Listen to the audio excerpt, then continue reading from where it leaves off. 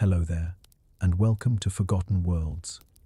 My name is Thomas, and tonight I'd like to invite you into a question that lingers at the edge of history, myth, and memory. Settle in, let the weight of the day drift away, and imagine this with me. What if the story of humanity is not just one of progress and invention, but of forgetting? What if, long ago, our species carried abilities that have since slipped into silence, powers of mind, of body, of connection that now survive only as whispers in myths, faint echoes in rituals, and shadows in our dreams? It may sound like the beginning of a legend, yet the mystery begins in our own origins. Anthropologists speak of sudden leaps, the Great Leap Forward some 70,000 years ago, when symbolic thought, art, and language bloomed almost overnight. It raises the quiet question, why do our abilities sometimes appear all at once, only to fade, as if we had once remembered something we have since let go? This is not a debate, and there will be no hurried conclusions. Instead, it is an exploration, a slow walk into the half-lit corridors of memory, where science meets story, and where forgotten worlds may still stir beneath the surface of who we are. To begin, let us start with the puzzle of our own beginnings.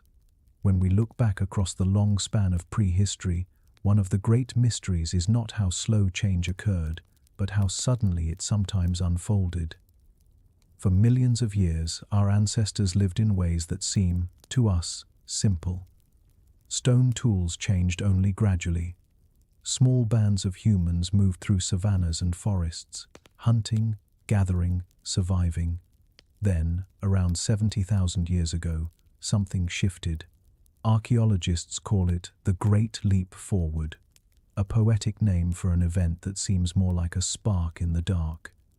Seemingly overnight, cave walls bloomed with images, bison running across stone, handprints pressed like signatures into time, abstract symbols whose meanings we still puzzle over. Jewelry made from shells and bones appeared, evidence of self-expression, of ornament, of something beyond survival. Burials became more elaborate, suggesting belief, perhaps even the first glimmers of spirituality. It was not a slow trickle of ideas, but a cascade. Language, too, seems to have taken on new complexity, the capacity to weave thoughts into stories, to share not only warnings and directions, but myths, dreams, and plans for the future. For hundreds of thousands of years before, humans had brains not so different from ours. But then, almost as if a hidden door opened, our species began thinking symbolically, creatively, collectively, in a way that left permanent marks on the world. Imagine standing at the entrance to Chauvet Cave in France, where flickering firelight once illuminated paintings now more than 30,000 years old. The images are vivid lions with flowing manes, herds of horses in motion, even creatures we no longer recognize. You can almost hear the breath of the artist, almost see their hand moving across the stone. To us, it feels like art. To them, perhaps it was more than that, a way of summoning animals, of binding a tribe together, of speaking to forces unseen. But here lies the enigma. Why then? Why there? For hundreds of thousands of years before, humans had fire, tools, and brains of similar size. Why did symbolic thought erupt so suddenly, like a dawn breaking after an endless night? Some scientists point to genetic changes, mutations in brain wiring, that may have unlocked new forms of communication.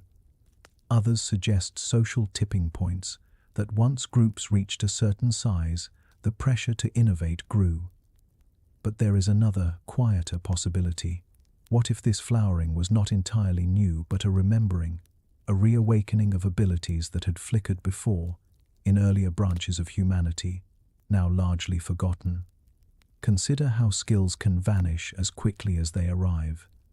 There are traditions, oral stories, entire technologies that disappear within a few generations if not passed on. A bow-making method, a healing practice, a form of navigation, all can vanish if those who carry them are lost. What if at scales far greater, entire abilities once held by humans have surfaced, burned bright, then faded, leaving only echoes in our myths. When we speak of forgotten worlds, we often think of landscapes buried by time. But perhaps the most haunting forgotten world is the one inside us, the capacities of mind and spirit that may once have been sharper, broader, stranger than we dare imagine. Picture this: a child of our species, born 70,000 years ago. The air of Africa heavy with heat, the nights alive with stars unclouded by pollution or city light. That child grows among hunters and gatherers, and one day, looking at the curve of an antelope's horn, they carve its likeness into bone.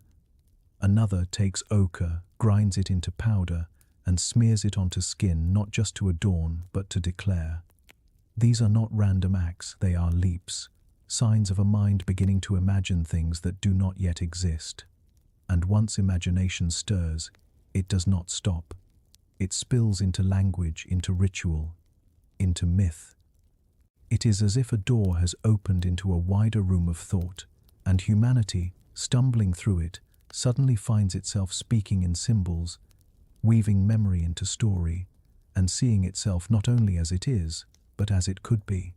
Some researchers call this the dawn of consciousness as we know it. Yet there is a shadow question behind it. Why did this leap not occur sooner? And once it occurred, why do we find traces of abilities that seem to flare and then vanish? Cultures with extraordinary navigational skills that later fade. Memories so sharp they could recite epics thousands of lines long, now impossible for most of us. Spiritual practices that speak of visions, of dream journeys, of communication beyond words, now dismissed as myth. Could it be that humanity does not simply move forward in a straight line, but circles, forgetting, remembering, losing, regaining like tides pulling in and out? It is only speculation, gentle as the whisper of the wind through ancient grasslands. Yet when we look at the sudden leaps of our ancestors, it feels almost as if the story of humanity is not one long climb up a mountain, but a series of awakenings. Each time, a memory stirs, abilities return, and then, like a dream fading in the morning light, they slip away again. And this brings us to another thread in the puzzle, for our species is not alone in this story. To understand what may have been forgotten, we must look not only at ourselves, but at the branches of humanity that walked beside us, Neanderthals, Denisovans, and others whose shadows still linger in our blood. When we think of humanity, it is tempting to imagine a single line, a straight path leading from primitive beginnings to modern lives. But the truth is more tangled, more haunting. We were never alone. For much of our history, the world was shared with cousin species like us, yet not quite us, who left traces in caves, in tools, in fragments of bone, and even in the very fabric of our DNA. The most familiar of these are the Neanderthals. Stocky, strong, their bones tell of bodies built for cold climates, for endurance in the harsh glacial worlds of Ice Age Europe and Western Asia. For generations they were painted as brutish, dim shadows compared to modern humans. Yet every decade brings discoveries that soften and expand that picture. They cared for their injured. They buried their dead. They may have decorated themselves with feathers and beads. In caves, there are traces of pigments, of patterns etched into stone, suggesting symbolic thought. Imagine them not as grunting primitives but as storytellers by firelight, their voices echoing through stone chambers in languages we will never hear again. Then there are the Denisovans, whose entire existence was unknown until a fragment of finger bone was found in a Siberian cave. From that tiny relic, genomes were sequenced, and suddenly a whole hidden people emerged. They interbred with us, left their mark in the genes of populations across Asia and Oceania. Some of the traits we carry, adaptations to high altitudes in Tibet, for example, are gifts from them. A branch of humanity lost to time, yet still whispering through our bloodstreams. What abilities did they carry that we cannot imagine? What songs, what stories, what visions vanished with their silence? And then there are the mysterious hobbits of Flores Homo floresiensis, small in stature, scarcely more than a meter tall, yet with tools and fire and evidence of hunting. To see their remains is to realize how varied humanity once was. Whole islands may have carried their laughter, their struggles, their ideas. And though they are gone, we cannot help but wonder, were their minds tuned differently than ours? Did they perceive the world with senses we no longer have? Across the last 100,000 years, the Earth was not a stage for one species alone, but a tapestry of overlapping experiments. Neanderthals in Europe, Denisovans in Asia, Homo floresiensis in Indonesia, even hints of other branches still unnamed, glimpsed only through genetic traces. We imagine ourselves as the survivors, the victors, but perhaps it is more accurate to see ourselves as the inheritors. We carry fragments of their essence, even if the fullness of who they were has been lost. What makes this haunting is not only that they lived, but that their intelligence was real. They were not mere animals in human form, they were thinking beings, creators, perhaps even dreamers. The differences between us and them may have been less vast than we suppose. And if that is true, then perhaps they too experienced moments of sudden flowering bursts of ability, of insight that faded when their branches withered. It raises a speculative thought. Could humanity's forgotten abilities have been shared, spread across all these cousins, each holding pieces of a greater whole? Imagine Neanderthals with memory skills beyond ours, Denisovans with senses attuned to the invisible, Flores, hobbits, with resilience of body that we cannot fathom. And when those species vanished, their abilities may have vanished with them, leaving only faint echoes in us. There is something humbling in this picture. We are not the inevitable peak of evolution, but one survivor among many. A survivor carrying bits of others, yet missing the fullness of what once was. Think of it like a library, once filled with countless volumes. Over time, fires consumed many shelves, floods carried others away. What remains are a few books, scattered, partial. We still read them, and they give us knowledge, but how much has been lost? And perhaps, across vast cycles of Earth's history, this has happened more than once. Waves of intelligence rising, flowering, and fading. Civilizations or cultures carried by branches of humanity now extinct. If so, then what we call forgotten abilities may not be fantasy, but the faintest residue of older cycles, patterns written in the deep past. When you look in the mirror, you do not see only yourself. You see shadows of Neanderthals in your bone structure, echoes of Denisovans in your blood, distant cousins whose names are barely spoken, yet who were once fully alive.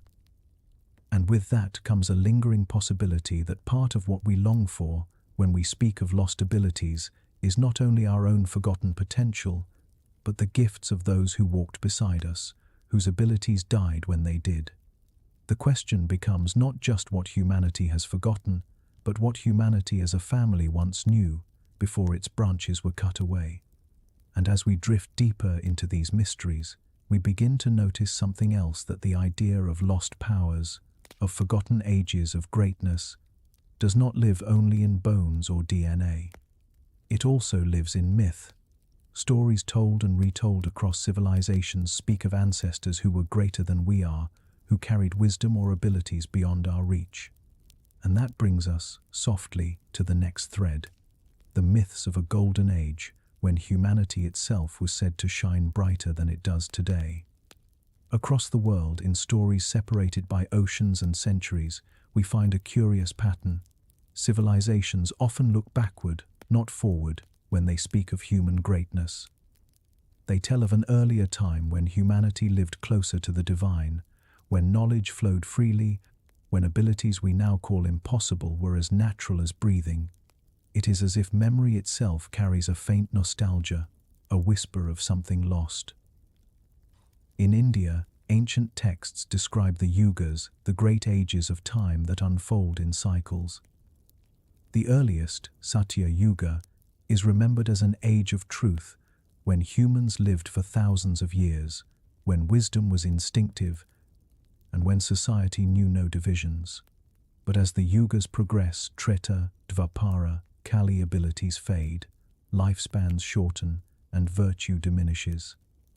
According to this cycle, we are now deep within Kali Yuga, the age of decline. Yet the memory of that golden beginning lingers, as if to remind us of what was once possible. The Greeks, too, spoke of the ages of man. Hesiod, a poet of ancient times, described a golden age when mortals lived like gods, free of toil and suffering. Then came the Silver Age, the Bronze, and finally the Iron Age, our age, marked by struggle, forgetfulness, and loss. The progression is downward, not upward. To the Greeks, history was not a story of constant progress, but of gradual forgetting. Indigenous traditions carry similar echoes. Many speak of ancestors who came from the stars, beings who walked among humans, teaching them agriculture, medicine, navigation, and sacred ways of living. Some are remembered as gods, others as star people, still others as culture heroes who eventually departed, leaving behind fragments of their gifts. In these stories, humanity is not portrayed as inventing everything from scratch, but as inheriting, as remembering lessons once shared. The parallels are striking. In every corner of the globe, humans tell stories of a time when they were more connected, more powerful, more attuned. Perhaps it is metaphor, a way of expressing longing for a simpler or more harmonious past. Yet perhaps it is also memory, dim but persistent, of ages when humanity carried abilities we no longer recognize. Imagine sitting by a fire in an ancient village. Elders speak of ancestors who could hear the stars sing, who could heal with their touch, who could walk for weeks without exhaustion, who could speak with animals. To a child, these are wonders, stories to dream by. But what if, far in the past, such things were not dreams at all? What if these myths are faint recollections, the afterimage of powers that once burned bright? When we think of cycles of yugas, of ages, we find ourselves circling back to the idea that history may not be a straight line but a wheel. Perhaps there were times when humanity bloomed with abilities we now consider supernatural, only to lose them again as the cycle turned. And if so, then the myths of a golden age are not fantasies, but fragments of an older truth. Of course, we cannot prove such things. The bones in the earth do not tell us whether Neanderthals dreamed in symbols or whether ancient humans shared thoughts without words. But myths persist when facts are forgotten. And in their persistence, they hint at a deeper story that humanity's abilities are not fixed, but ebb and flow, like the tide. If the Golden Age was real, or even if it is only symbolic, it raises a question. What ended it? Was it catastrophe, as some myths suggest? Was it natural decline, as the Yuga cycle implies? Or was it something within us, an amnesia written into our very being, as though forgetting is part of the pattern, a necessary step before remembering anew? And so, as we listen to these legends of gods and ancestors with greater powers, we are left with an image both haunting and hopeful. Haunting, because it suggests we are but shadows of what we once were. Hopeful, because it suggests what was lost might one day be found again. This thread of myth draws us onward to one of the most famous stories of all, a story that speaks not only of a golden age, but of a civilization so advanced, so powerful, that its fall became legend. The story of Atlantis. Atlantis, a name that drifts like a ghost through history, half myth, half possibility. Our earliest account comes not from folklore but from philosophy. Plato, writing in the 4th century BCE, tells of a mighty island civilization beyond the Pillars of Hercules, rich in knowledge, wealth, and power. According to his dialogues Timaeus and Critias, Atlantis was a place where human abilities reached extraordinary heights, where architecture soared, ships crossed seas with ease, and wisdom guided society. Yet, in a single day and night, the island fell, swallowed by the sea. Was this allegory, a teaching tool for Plato to explore ideas of hubris and justice? Or was it memory, a faint echo of a civilization that once lived, leaving behind only whispers that reached Greek ears?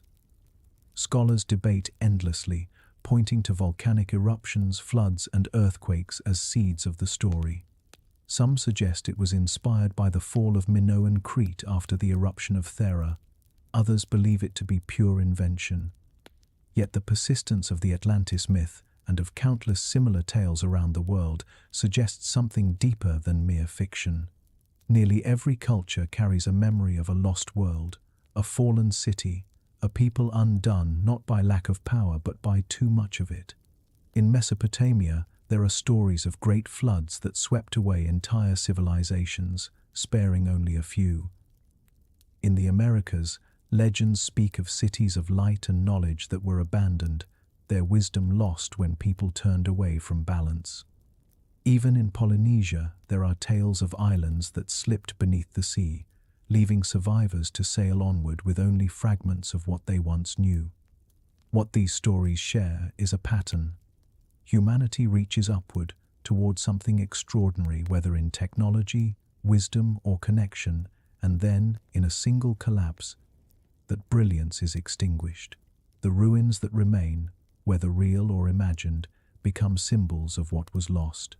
Speculatively, one might ask, if humanity once had abilities we cannot now imagine, powers of thought, of sense, of spirit, could their disappearance have been tied to such collapses? Perhaps abilities are not just forgotten slowly, but sometimes severed suddenly when a civilization falls.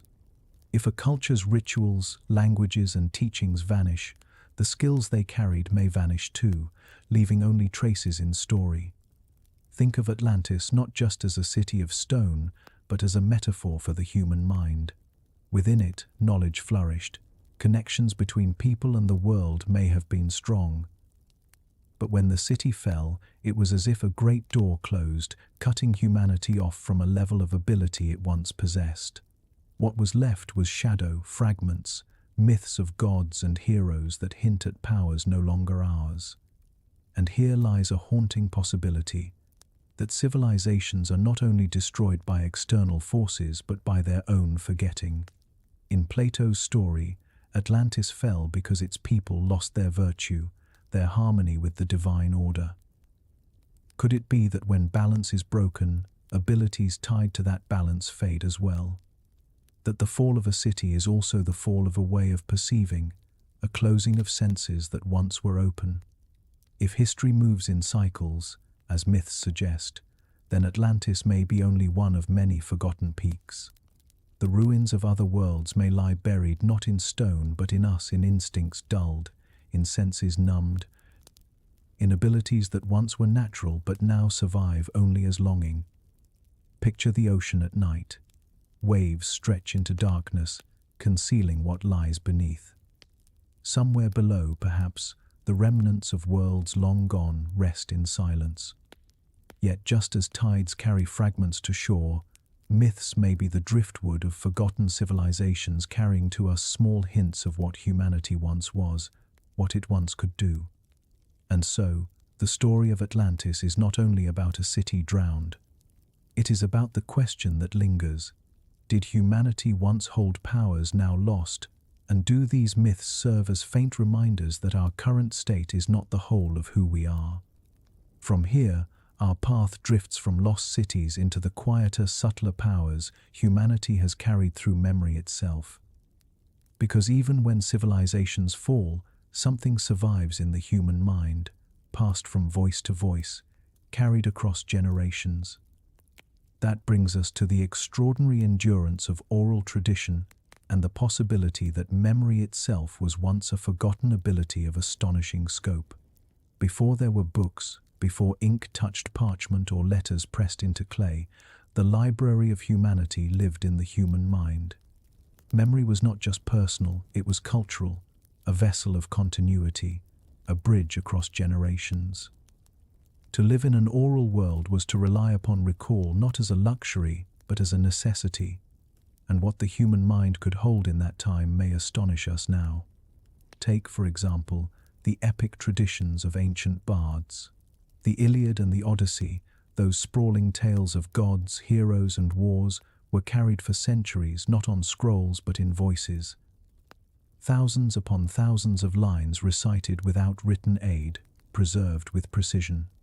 In India, the Mahabharata, one of the longest epics ever composed, was transmitted orally for generations. Imagine the sheer scope of memory required to hold not only the verses themselves, but the rhythms, the cadences, the intonations that brought them alive. This was not mere rote repetition. Oral traditions often wove together story, history, law, astronomy, medicine, knowledge of how to navigate by the stars, when to plant crops, which plants could heal, all encoded in myth and song. For cultures without writing, forgetting was not an option. Memory was survival. Even today, indigenous peoples carry this extraordinary continuity.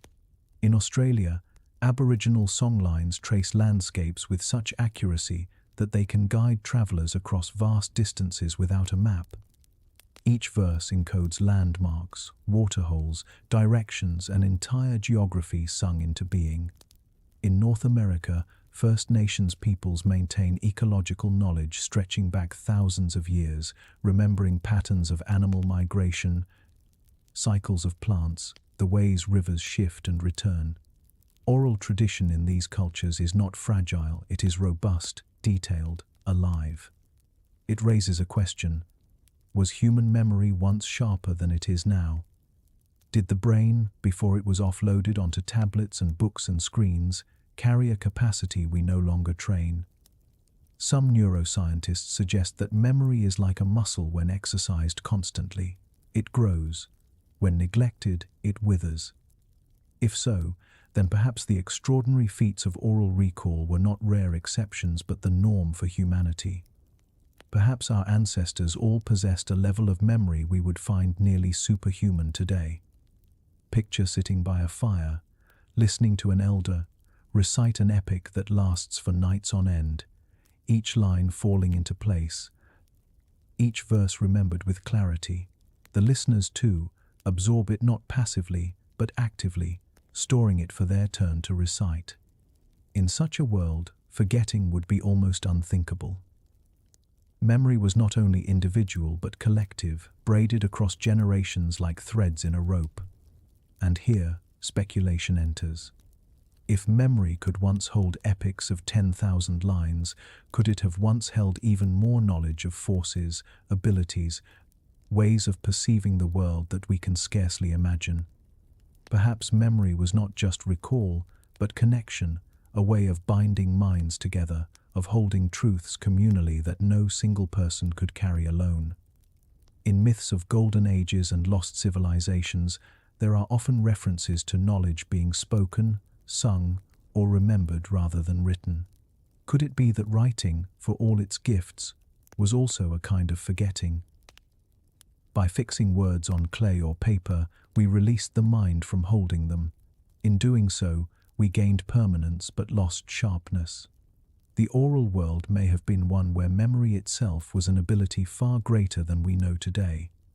And if humanity moves in cycles, as the myths of ages suggest, then perhaps this sharpening and fading of memory is part of that cycle. There may have been times when memory was so powerful that it approached what we would call supernatural dreams remembered across lifetimes. Stories recalled from ancestors as if first-hand. Perhaps these echoes survive in traditions of reincarnation, ancestral memory, or collective dreaming. We cannot know for certain, yet when we listen to the power of oral traditions, still alive today, we sense the remnants of something vast. The mind of humanity was once a living archive, and perhaps still is, though quieter now beneath the noise of written words and digital screens. From this extraordinary ability of memory, we can step into another power closely bound to it, language itself. For memory holds words, but words themselves may have once been more than sound. In myths around the world, speech is not merely communication, it is creation, incantation, force. To explore this possibility, we must turn now to the idea of language as power. When we speak today, words feel ordinary tools for sharing thoughts, giving directions, passing time. Yet across the deep span of human culture, words have often been regarded as something far more potent. Speech was not only communication, it was creation, a force capable of shaping reality. Consider the ancient Vedic traditions of India, where sacred chants, or mantras, were believed to carry vibrations that resonated with the very structure of the cosmos. To speak them correctly was not merely to recite, but to align oneself with universal order. Words were seen as bridges between the human and the divine, sounds that could ripple outward into the world, changing it in subtle yet profound ways. The Egyptians held similar beliefs. In their cosmology, creation itself began with speech. The god Ptah spoke the world into being, his words giving form to what was formless.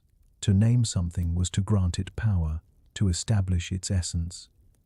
Even writing hieroglyphs was called Medu Netja, words of the gods, a recognition that language itself carried sacred weight. In the Hebrew tradition too, words are creative. And God said, "Let there be light." Speech is not a symbol, it is the act itself. Light appears because words are spoken. And woven into the mysticism of Kabbalah is the idea that the letters of language are not arbitrary signs but living forces, each carrying energy. In other corners of the world, the theme echoes.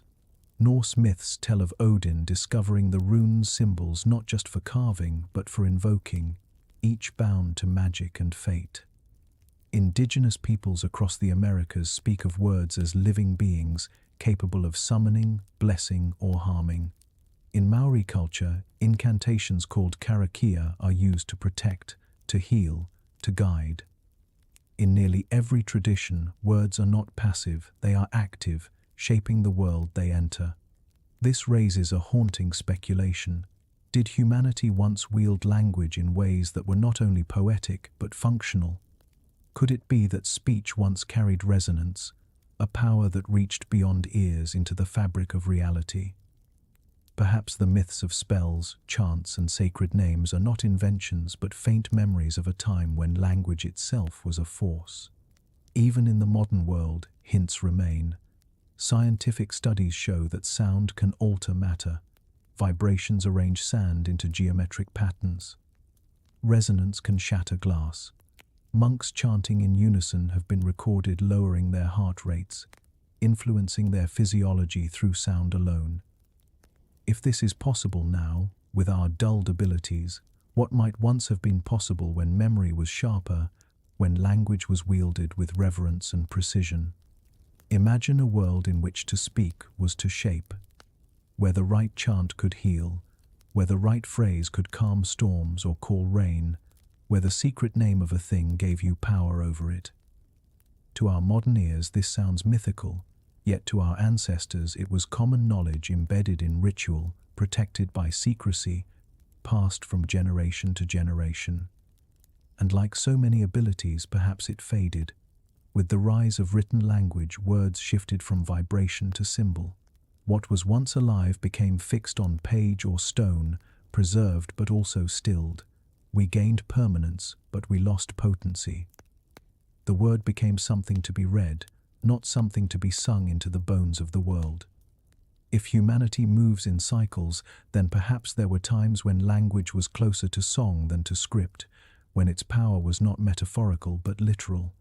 Myths of Babel, where a unified human tongue could accomplish anything until divided, may be echoes of such a memory, a time when shared speech unlocked collective force, only to be scattered and lost. Speculation, yes. Yet when we consider how deeply cultures across the world have revered language, we begin to sense that speech once carried a gravity we no longer feel. Words as spells, names as power, chants as bridges to the divine, these may be fragments of a forgotten ability, one that once placed language not at the edge of human life, but at its very heart. From here, our journey shifts again from the unseen force of speech to the physical body itself. Because while myths speak of forgotten powers of mind and word, they also speak of strengths of flesh and endurance that seem almost beyond belief. And so, let us now turn to the body, and to the possibility that humanity's very frame once held abilities we have allowed to fade. The human body, as it exists today, often feels fragile. We reach for medicine when fevers rise, for painkillers when headaches come, for technology when distance tires us. Yet this fragility may be deceptive. For most of our history, humanity survived not with hospitals, machines, and protective comforts, but with nothing but the strength of flesh and the resilience of will, and in those long stretches of time, the body revealed abilities we rarely see today. Consider endurance. Modern marathons are seen as extreme, yet for hunter-gatherers, running vast distances was not a sport but a way of life. Anthropologists studying persistence hunting have shown that humans are capable of chasing animals for hours, even days, not with speed but with stamina. Our bodies, with sweat glands to release heat and upright posture to conserve energy, are designed not for the sprint but for the endless pursuit. In some traditions, hunters would track antelope across the savanna until the animal collapsed from exhaustion, while the human continued forward, steady, relentless. Pain tolerance, too, was once sharper. To live without modern comforts was to accept wounds, hunger, and cold as constants. Archaeological evidence shows bones healed after breaks, suggesting not only survival but resilience. Some injuries that today might incapacitate were endured, with individuals continuing to hunt, gather, and raise children despite chronic pain. The body adapted, healed, carried on. There are accounts of indigenous peoples in the Arctic enduring temperatures that would freeze modern travelers in hours, surviving with skills, clothing, and sheer tolerance. In deserts, communities thrived with little water, reading the land for signs of hidden springs. On islands, navigators sailed across open oceans without instruments, their bodies attuned to the rhythms of stars, winds, and waves. These feats are not fantasy, they are reminders that the human frame is capable of far more than our daily lives suggest. Speculatively, one might ask, have we grown weaker by leaning so heavily on technology? Every convenience frees us from the demands that once honed our bodies. Elevators replace stairs, cars replace walking, medicine replaces natural healing. In doing so, we have gained longevity and comfort, but perhaps lost abilities once considered ordinary. Imagine the body as a vessel of dormant potential. Within our DNA lie echoes of ancestors who endured famine, who healed from wounds without antibiotics, who carried infants for miles across landscapes harsh and unforgiving. Those abilities did not vanish entirely, they may lie hidden, waiting, dulled by disuse.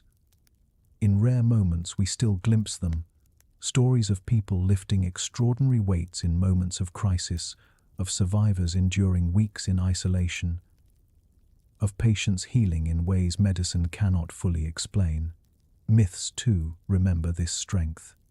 Heroes of ancient tales are not only wise but resilient, capable of walking vast distances, of wrestling beasts, of withstanding storms. Perhaps these are exaggerations, or perhaps they are reflections of human capacities once commonplace. The body itself was a kind of forgotten technology, tuned to survival, endurance, and healing in ways we now rarely call upon. If cycles truly shape human history, then perhaps physical strength, like memory and language, has ebbed and flowed.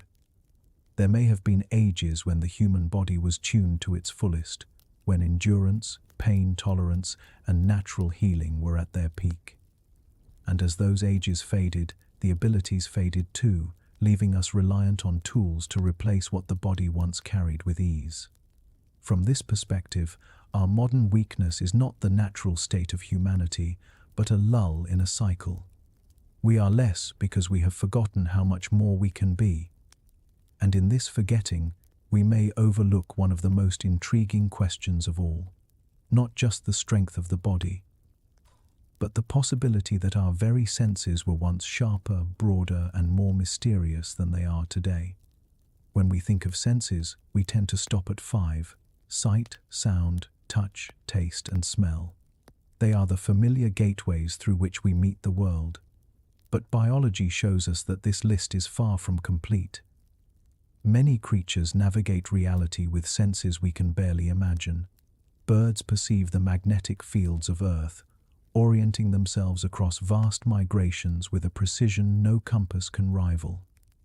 Sharks detect electrical fields, feeling the faint hum of muscle contractions in prey swimming unseen. Bats read the world through echoes, weaving entire landscapes from sound. And so the question lingers: did humans once carry heightened senses now dulled, dormant, or forgotten? There are hints. Some indigenous peoples speak of sensing direction instinctively, of feeling the land as if guided by more than sight. Certain individuals report awareness of weather shifts before clouds form, or the ability to navigate forests at night by subtle cues most of us overlook. Children, it is said in some traditions, can sense presences or hear tones adults have lost. Even modern science confirms that humans have capacities beyond the traditional five: sensitivity to balance, to temperature, to subtle chemical traces in the air. But perhaps this is only the beginning. Imagine early humans on the savannah, survival dependent on awareness. To hear the rustle of grass not just as sound, but as a map of distance and direction. To smell rain miles away, carried on unseen winds. To feel the faint pull of magnetism, enough to know which way the journey home lay. These would not be supernatural abilities, but extensions of the senses we still carry, sharpened to a degree that today feels impossible. Speculatively, one could ask whether such capacities have been buried within us by time. Evolution does not always erase it, sometimes hides, tucking abilities into the folds of our biology until they are no longer called upon. What if, deep in the architecture of our nervous system, the capacity to sense magnetism or electricity still lies dormant?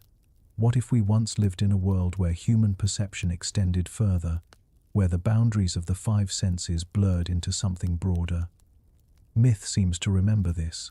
Stories of shamans who could see beyond the visible, who felt the presence of spirits or sensed the health of the earth. Legends of hunters who could track prey by intuition alone, as if guided by invisible threads. Tales of visionaries who heard the voices of rivers, the songs of stones. To us, these are stories. To them, they may have been experiences grounded in senses no longer at our disposal. Modern glimpses still surface. There are accounts of blind individuals developing echolocation, clicking their tongues to navigate space much like bats. Others claim an uncanny ability to orient themselves without maps, or to feel when someone is staring at them even without sight.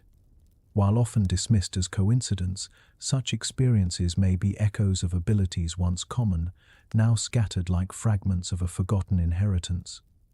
If humanity moves in cycles, then perhaps there were ages when our senses opened wider, when sight extended into subtle energies, when hearing tuned to vibrations of earth and sky, when touch perceived more than skin. And as the cycle turned, those abilities receded, leaving us to wonder if they were ever real. To live with such senses would be to inhabit a richer world. Imagine walking beneath the night sky, not only seeing the stars but feeling their pull, sensing the curve of Earth's field, the hum of life in every direction. Imagine listening not only to voices but to the resonance of thought behind them, perceiving intention as clearly as words. Perhaps long ago this was not fantasy but daily life. What remains now are faint whispers, a shiver when entering a place where something once happened, a dream that feels like memory, a sense of direction that guides without explanation. We call them coincidences, intuitions. But what if they are traces, remnants of senses our ancestors once relied upon, buried deep in the body's memory, waiting for the cycle of remembering to return? From these lost senses, the path of speculation turns naturally to the most mysterious ability of all, the power to communicate without speech. For if language once shaped the world, and if senses once reached beyond the ordinary, then perhaps early humans shared thought itself, mind to mind, in ways that now only survive as myth. Across the tapestry of myth and folklore, there are countless references to communication without words, silent exchanges of thought, moments when minds seem to meet directly. These stories are often dismissed as legend, yet they appear in traditions separated by oceans, deserts, and centuries, suggesting something more than coincidence. Indigenous peoples in North America tell of dream sharing, where visions in sleep are not private but collective, guiding communities through decisions or journeys. In parts of Australia, stories describe elders who could send messages across distance without sound, as if the land itself carried thought from one person to another. In Siberia, shamans speak of traveling in dreams, carrying news or wisdom to others who awaken knowing what was shared. Even within more familiar traditions, whispers of this ability remain. Twins are often said to sense each other's emotions across distance. Families speak of knowing when a loved one is in danger, a sudden intuition arriving before any messenger or phone call. Science calls these anecdotes coincidence, yet they persist, steady as shadows cast across generations. Speculatively, one might imagine early humans living in small bands, survival dependent on deep connection. Words may not always have been enough. Perhaps thought itself could ripple outward, a subtle form of communication we now struggle to recognize. A hunter might feel the direction of companions without speaking. A mother might sense the needs of her child without a cry. The tribe might share dreams that wove them together, guiding migration, ritual, or survival. If this seems extraordinary, consider how other species communicate. Ants coordinate colonies without spoken words, guided by signals invisible to us. Flocks of birds turn in unison, movements so synchronized they seem choreographed by a hidden mind.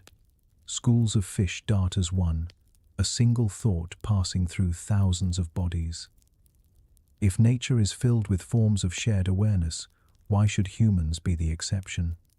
Perhaps what we call telepathy is not supernatural but natural, an ability dulled in us, sharpened in other creatures, yet once alive in our own history. In ages past, before language narrowed communication to sound, maybe thought itself was fluid, collective, a shared current flowing between people. Myth remembers this. Legends of ancient peoples describe councils where no words were spoken, yet decisions were made. Stories of gods and heroes speak of knowing another's heart without question. Even in religious traditions, prayer often assumes a form of silent communication across distance and realm. What if these are echoes of a time when the line between thought and speech was thinner? Modern glimpses still appear. Experiments controversial, contested, suggest the brain produces measurable fields, that intention itself carries subtle influence. Meditation traditions speak of tuning awareness not inward only, but outward, into connection. People who spend long periods together often anticipate each other's thoughts, finishing sentences, sensing moods. While today we treat this as familiarity, it may be the faintest ember of something greater, once shared by all. And if humanity moves in cycles, then telepathic connection may be part of that rhythm, an age of collective mind, followed by an age of isolation. Perhaps language arose not only as invention but as replacement, a tool built when direct connection faded. In that sense, every word spoken today may carry the faint sadness of something lost, a shadow of a deeper form of communication that once bound us together. Imagine, for a moment, living in such a world, sitting by the fire, no words spoken, yet the whole group sensing the same memory, the same plan, the same warning. Dreams not private but shared, weaving the tribe into a single mind that stretched across bodies. To us, this is speculation. To them, perhaps, it was daily life.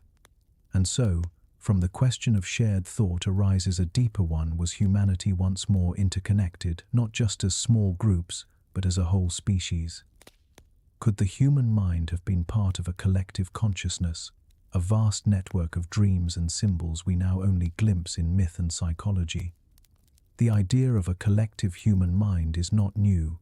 In the early 20th century, psychologist Carl Jung proposed what he called the collective unconscious, a vast reservoir of symbols, archetypes, and patterns that surface in dreams, myths, and stories across cultures. Whether in the form of the hero's journey, the trickster figure, the nurturing mother, or the wise old guide, these motifs emerge again and again, as if humanity shares a single deep well of imagery. Think about it. Civilizations separated by oceans, never in contact, yet telling stories that echo each other. Flood myths in Mesopotamia and the Americas, trickster gods in West Africa and Scandinavia, serpent beings in Mesoamerica and Australia. It is as if beneath the surface of culture there is a shared mind, a network of dreams humanity cannot help but remember together. Perhaps this is not coincidence, but memory, an echo of a time when humanity was more mentally interconnected, when thoughts, images, and symbols did not belong to individuals alone but to the whole. Even today, dreams carry this sense of connection. How strange it is that people around the world dream of flying, of falling, of being chased. Why should dreams be so similar, unless the mind itself is drawing from something shared? Myths may be the collective memory of ancient experiences, stories told in sleep and remembered by whole communities. Speculatively, we might imagine that language, for all its beauty, replaced something deeper. If thought was once shared, if dreams once flowed between people, then the rise of speech may have been both a gift and a loss. Words allowed precision, but also separation. Where once humanity may have known each other's minds directly, now we speak through symbols, imperfect and incomplete. In cycles of history, this too may ebb and flow. Perhaps there were ages when collective consciousness was vivid, when the mind of humanity was like a great web of light, each individual a node in a vast pattern. And then, as the cycle turned, the web dimmed, leaving only fragments, dreams, myths, archetypes that hint at what was once whole. Imagine walking in such a world. You would not need to ask what others felt, you would feel it. Joys, fears, visions, all shared like a current of air, invisible but undeniable. Conflict might still exist, but beneath it would run a deeper unity, a sense that humanity was not many but one. Perhaps this is what some traditions call the dream time, or the memory of a golden age. Perhaps it is the faint ache behind our longing for connection, the sense that we are always searching for something we once had. And if humanity once carried this ability, then perhaps it is not gone but hidden. In moments of synchronicity, in collective movements of art or change, in dreams that spread across cultures, we may still glimpse the edges of a forgotten unity. What psychology calls archetype, myth calls memory, and speculation calls the possibility of return. From here, our journey drifts into realms where this unity was not only remembered but cultivated.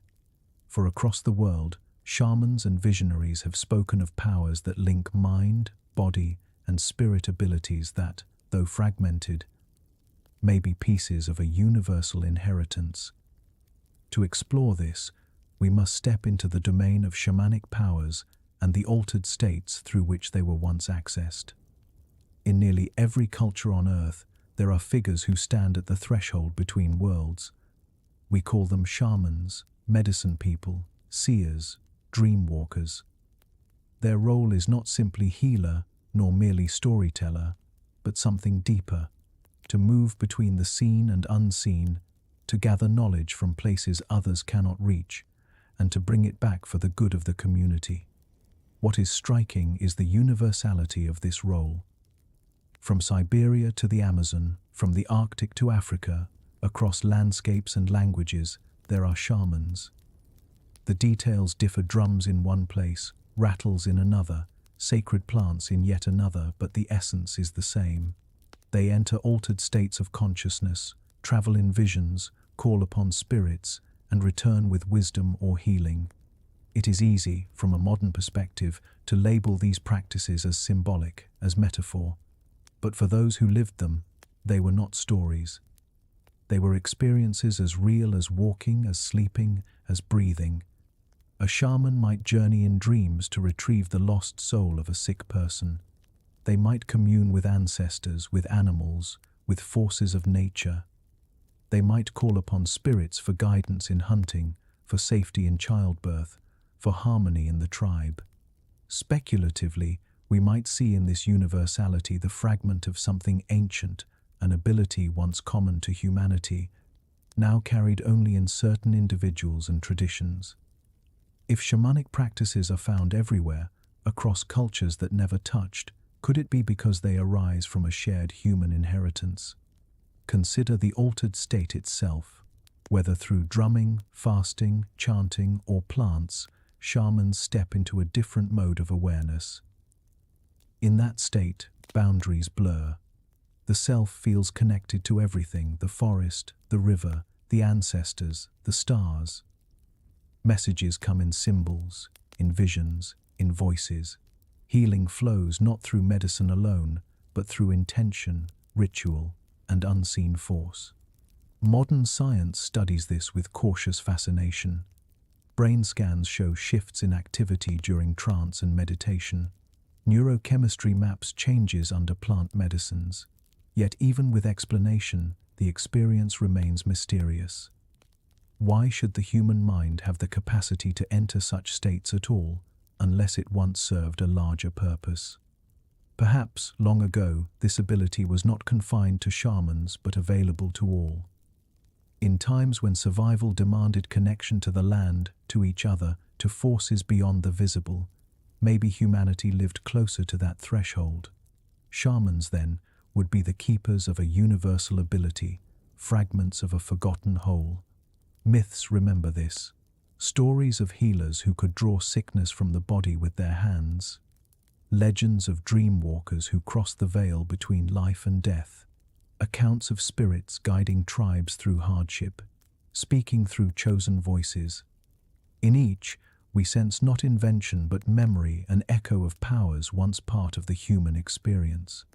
Imagine a gathering at night, the fire low, the drumbeat steady. The shaman closes their eyes, breath slows, body sways. Around them, the people wait. Slowly, the air shifts, the boundary between worlds thins. The shaman speaks in a voice not entirely their own, carrying messages from elsewhere. To those listening, this is not performance, it is survival. It is knowledge from beyond the ordinary, guiding the tribe in a world vast and mysterious. Speculatively, this may be one of the clearest fragments of humanity's forgotten abilities. The universality suggests not coincidence but inheritance. Across cycles of time, perhaps there were ages when all humans walked easily in such states, when the boundary between waking and dreaming was porous, when connection to unseen realms was not rare but natural. As ages turned, the ability faded, leaving only shamans to carry the torch. From here, the path leads naturally into the states themselves, the altered modes of awareness through which such powers are accessed. For to understand shamanic ability, we must look at the ways consciousness itself can expand, shift, and reveal forgotten possibilities. Human consciousness is not a fixed and narrow channel. It is a landscape capable of stretching, deepening, and transforming under the right conditions. Across the ancient world, people discovered ways to move beyond ordinary awareness, to step into states where visions came alive and other worlds could be touched. These altered states were not curiosities, they were central to how humanity sought knowledge, healing, and connection. One of the oldest and most universal methods was rhythm. The steady beat of a drum, repeated for hours, could shift the mind into trance. The sound, simple yet relentless, entrained the body, slowing breath, quieting thought, and opening the door to visions. Even today, researchers have found that drumming at certain tempos can alter brainwave patterns, moving people into states between waking and dreaming. Imagine a circle of firelit dancers, feet stamping, drums pulsing like the heartbeat of the earth itself, until the boundary between self and world dissolves. Fasting, too, opened doors.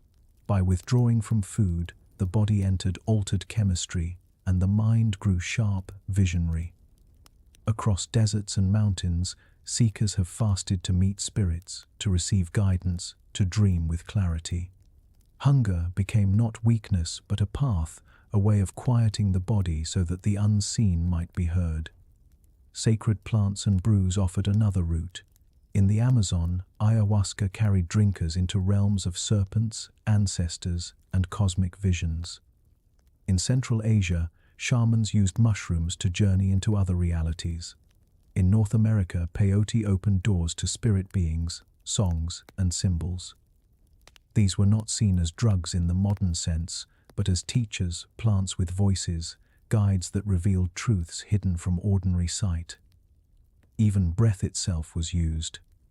Practices of controlled breathing, found in yoga, in Buddhist meditation, in shamanic rites, allowed consciousness to shift. Breath held, breath deepened, breath quickened, each pattern opening different doors. Combined with chanting, it could induce ecstasy, visions, or profound stillness. What unites these practices is not their detail, but their universality. Across continents, across millennia, humanity sought to alter consciousness. And in doing so, they found patterns so consistent it is difficult to dismiss them as coincidence. Visions of flight, of descent into underworlds, of journeys to the stars, encounters with beings that teach, heal, or test. A sense of stepping into realities as vivid as waking life.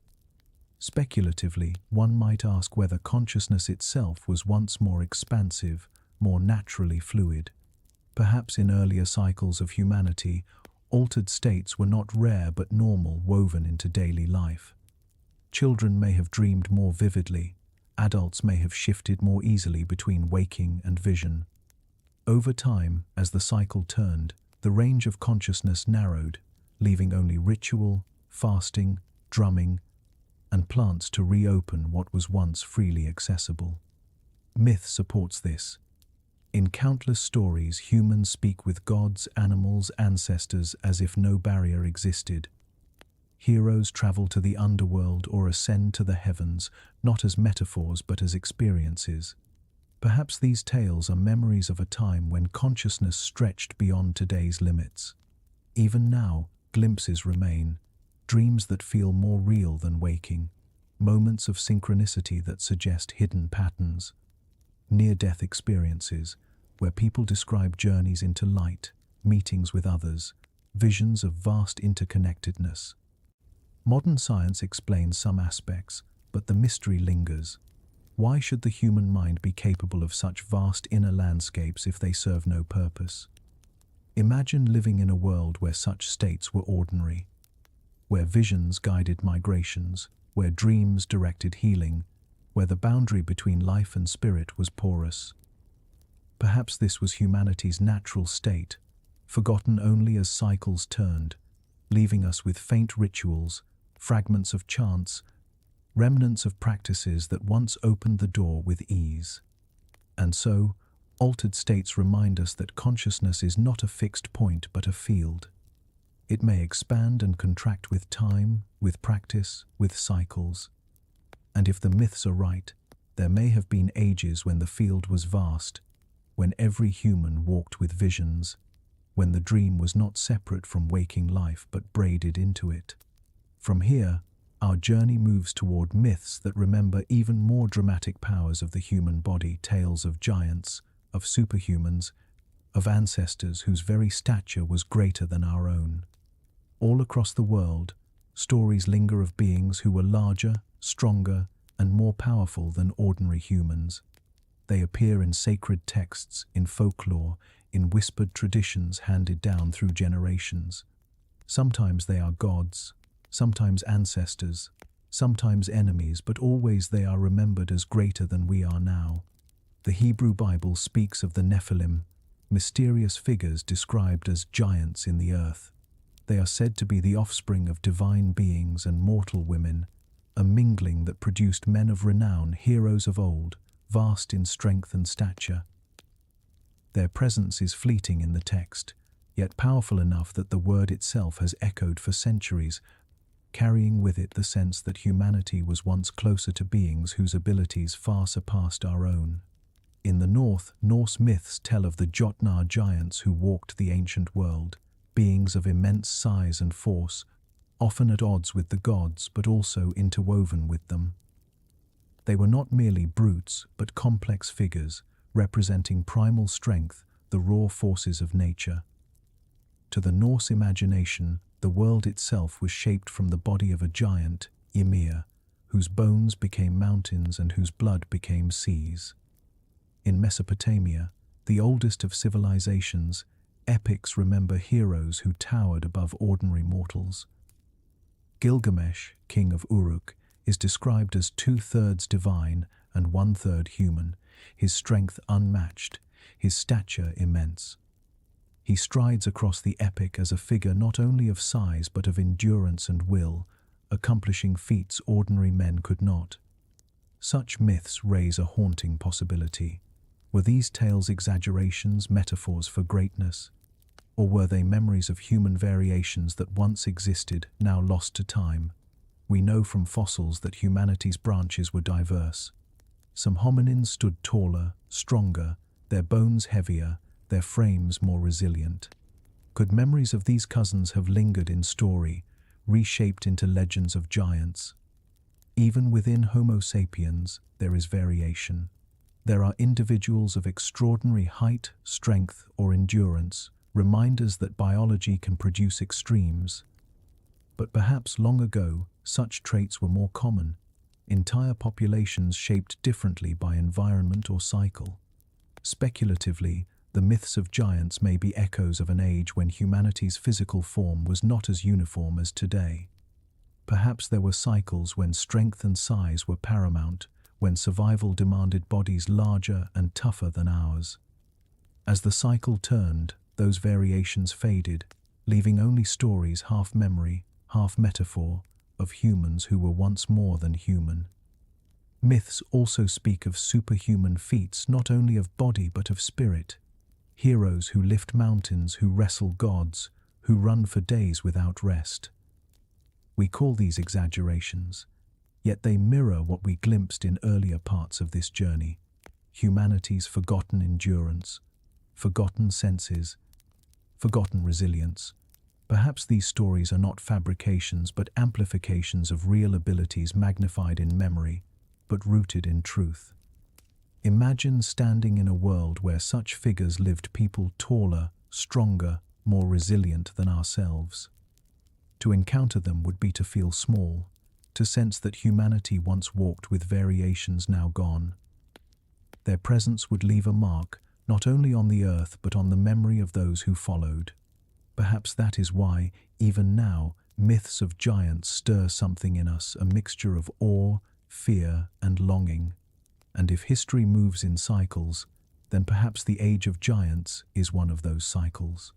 An era when humanity's body expanded, when strength was the measure of survival, when memory of those towering figures became myth.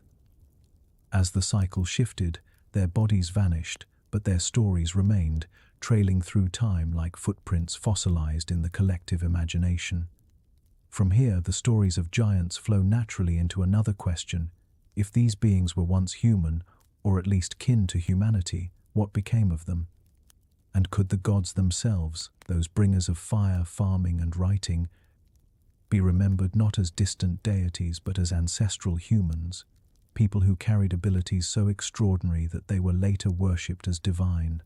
Across the world's mythologies, there are figures remembered not only as rulers of heaven or spirits of nature, but as culture bringers, those who gifted humanity with the essential arts of survival.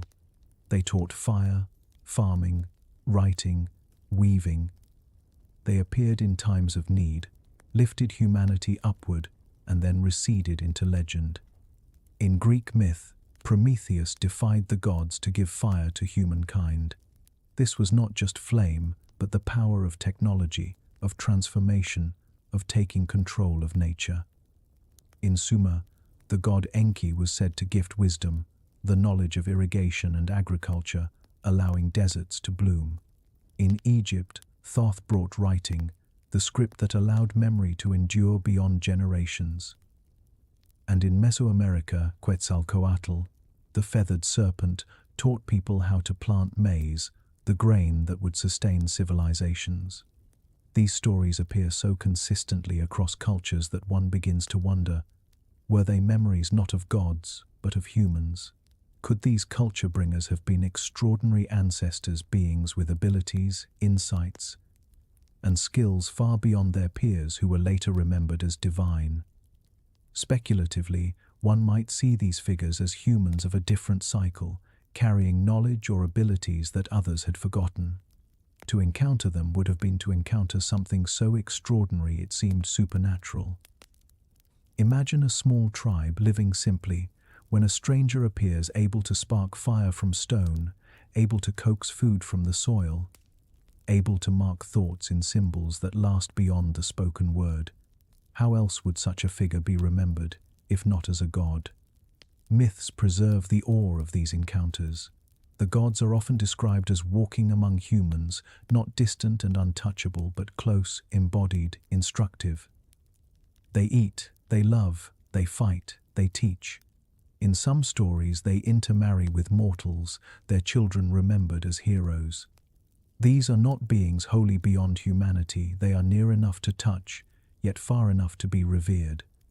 What if this closeness points to a truth? That the gods of culture were not deities in the modern sense, but ancestors carrying lost abilities.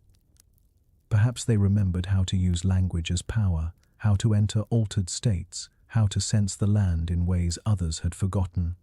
Perhaps they carried the endurance of earlier cycles, the clarity of memory, the connection of shared thought.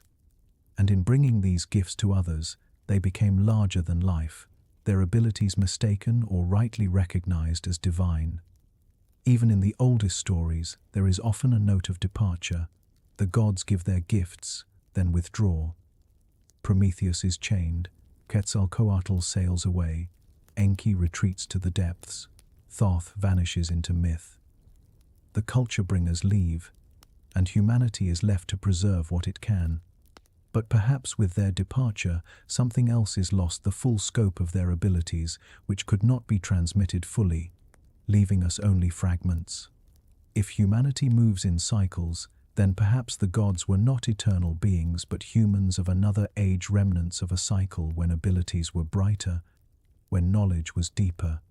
Their presence was a bridge between ages, a reminder of what had been and what might one day return. Imagine walking in their presence, to see a man draw symbols in clay that carry meaning beyond sound, to watch a woman weave fibers into cloth, transforming the body's protection, to see someone coax fire from stone or plant seeds that rise into food. In such moments, the extraordinary would be indistinguishable from the divine. And perhaps that is what myth remembers, not gods descending from the sky, but humans who had not yet forgotten what the rest of us had lost. From here, the thread of myth leads us back toward Earth itself. For if the gods were remembered as teachers, and if humans once held abilities now forgotten, then one of the greatest of those abilities may have been not power over nature, but relationship with it. A bond so deep it allowed humanity to live in harmony with the rhythms of the world, a connection that modern life has largely left behind. Long before compasses, satellites, or written charts, humanity walked the earth with an intimacy that now feels almost impossible to imagine. Our ancestors read the world as if it were a living text, clouds as paragraphs, rivers as sentences, stars as maps guiding their way.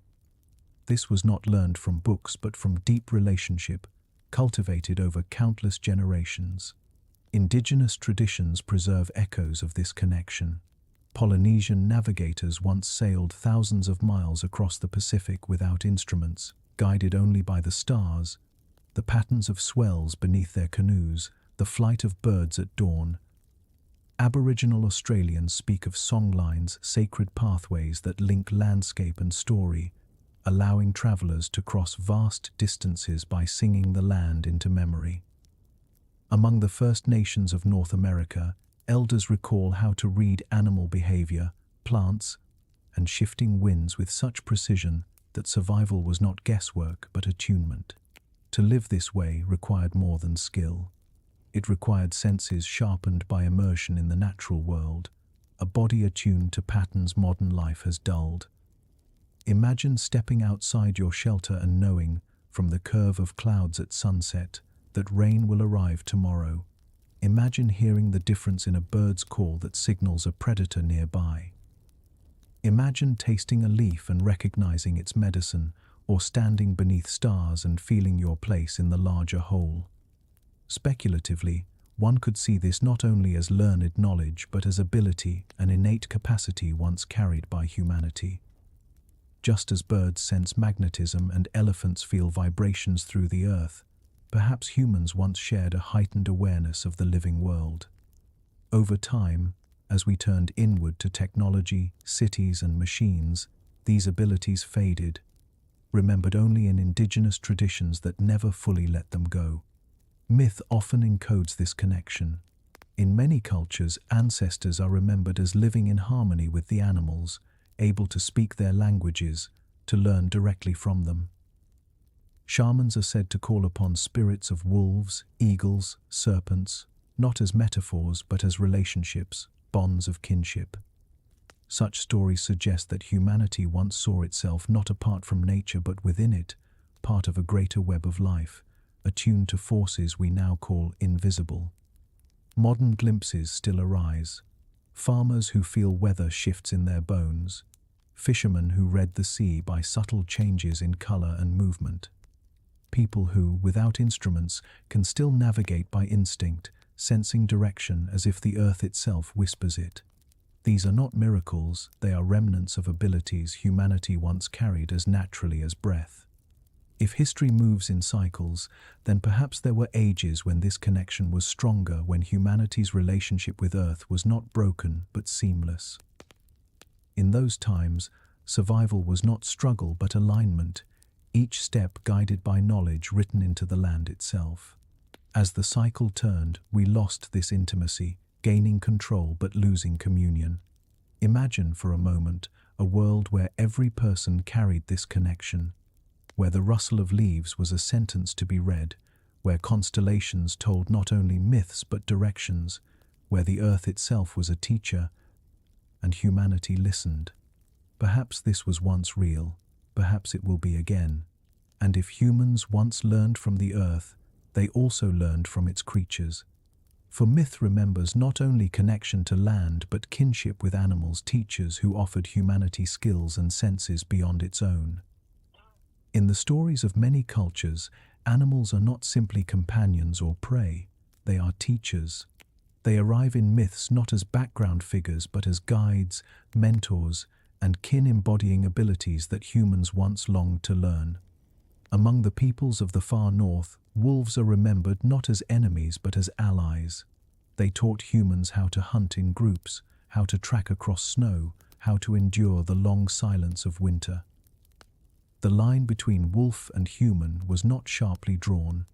Some traditions even speak of ancestors who were once wolves, or who learned to move like them, to listen as they did. In the skies, eagles and hawks appear again and again as teachers. To watch them soar is to learn vision, patience, the ability to see far and clearly. In some indigenous North American stories, eagles carry prayers to the Creator, not because they are symbols, but because their flight is itself a form of communication between realms. To walk with eagle as teacher was to expand perception, to rise above the narrow, ground-bound view of human life. Serpents, too, weave through the myths of the world. In Mesoamerica, the feathered serpent Quetzalcoatl brought knowledge of maize and civilization. In other traditions, serpents are keepers of wisdom, associated with healing, renewal, transformation. Their shedding skin became a lesson in rebirth, in the cycles of life and death. To learn from the serpent was to understand that power lies not only in strength but in the art of transformation. Speculatively, these stories may be more than allegory.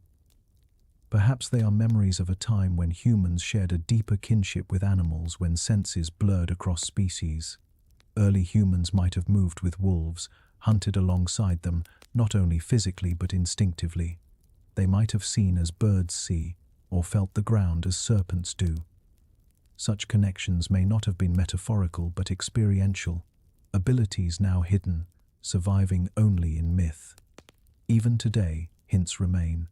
People speak of animal instincts, of gut feelings that guide survival. Hunters develop uncanny awareness, able to move silently, to sense the presence of prey.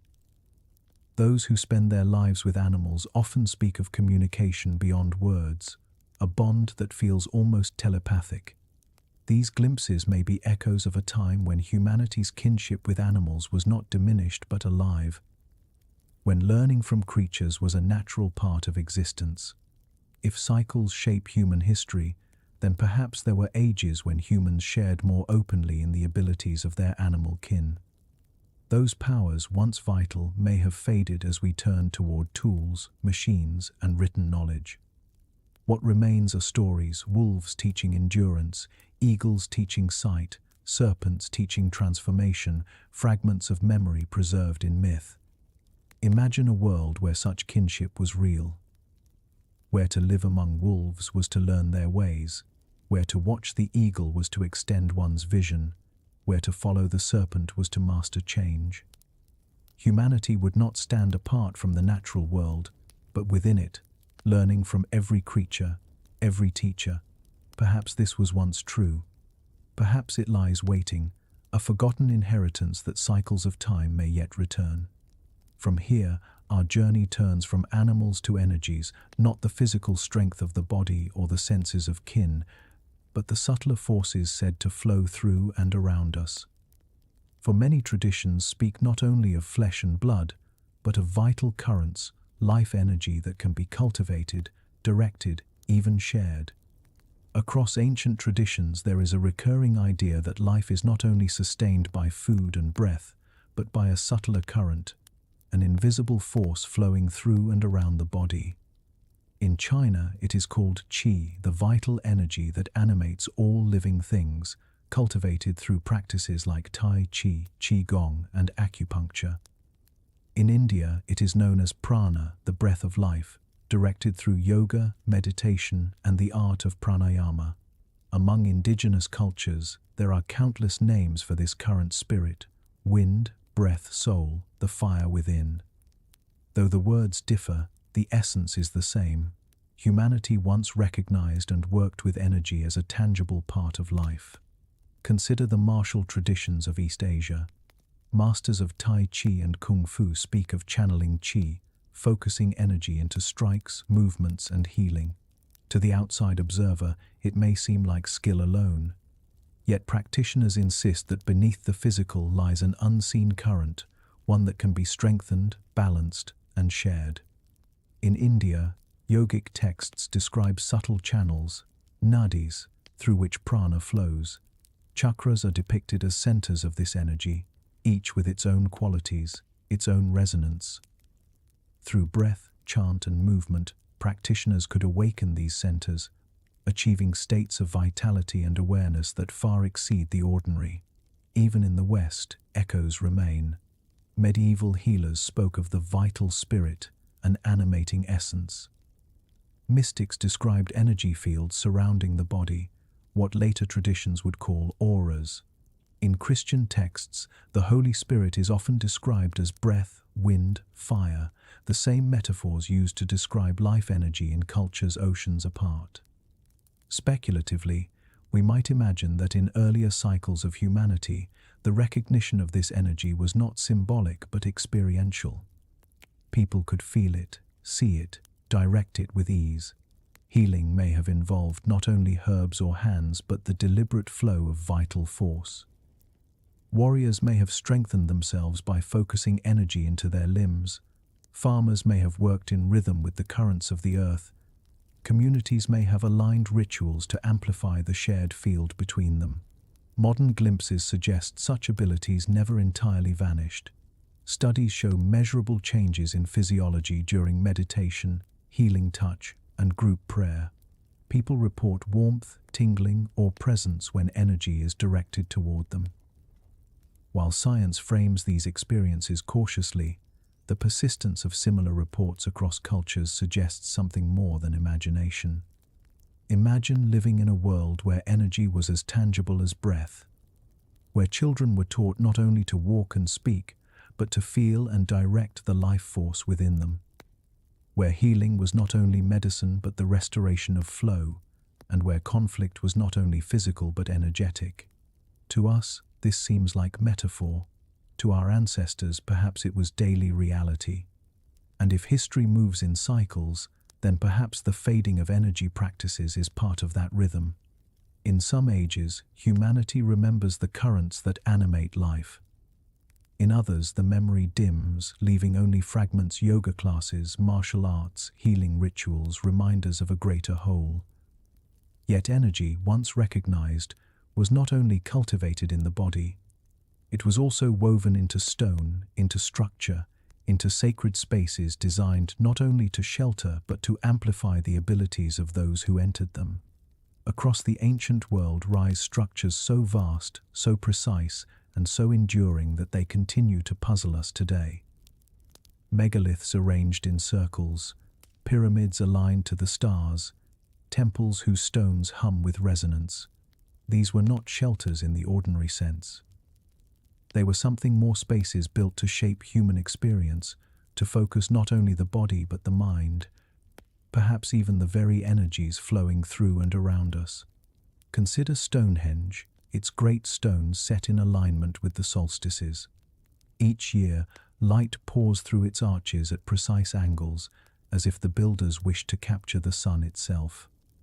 Or the pyramids of Egypt, oriented so precisely with the cardinal directions and the stars of Orion's belt that even modern engineers marvel at the accuracy. In Mesoamerica, temples like Chichen Itza create serpentine shadows during equinoxes, a play of light and stone that transforms architecture into living myth. Were these alignments merely symbolic, or were they functional, designed to amplify human connection with the cosmos? Some researchers suggest that megalithic sites were tuned to acoustics, their chambers resonating in ways that could alter states of consciousness. Chanting within them might have produced not only sound but vibration felt throughout the body, shifting awareness, opening vision.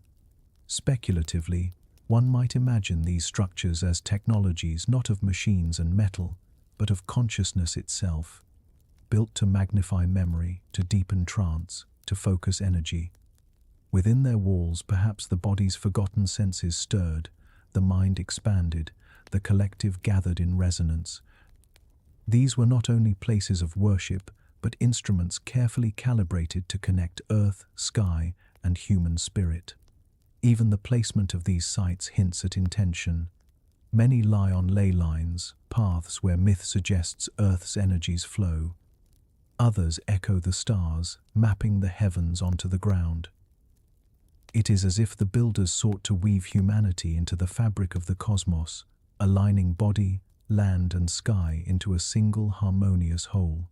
Imagine standing in such a space, the air heavy with the scent of fire, voices rising in chant, stone walls carrying sound like waves. The stars above aligned with the doorway, the ground beneath resonating faintly. In such a place, perhaps the boundary between self and cosmos thinned, and forgotten abilities awoke not by chance, but by design. If humanity moves in cycles, then perhaps there were ages when architecture itself was an amplifier of ability. When to enter a temple was to step into a field of resonance that heightened senses, sharpened memory, expanded thought.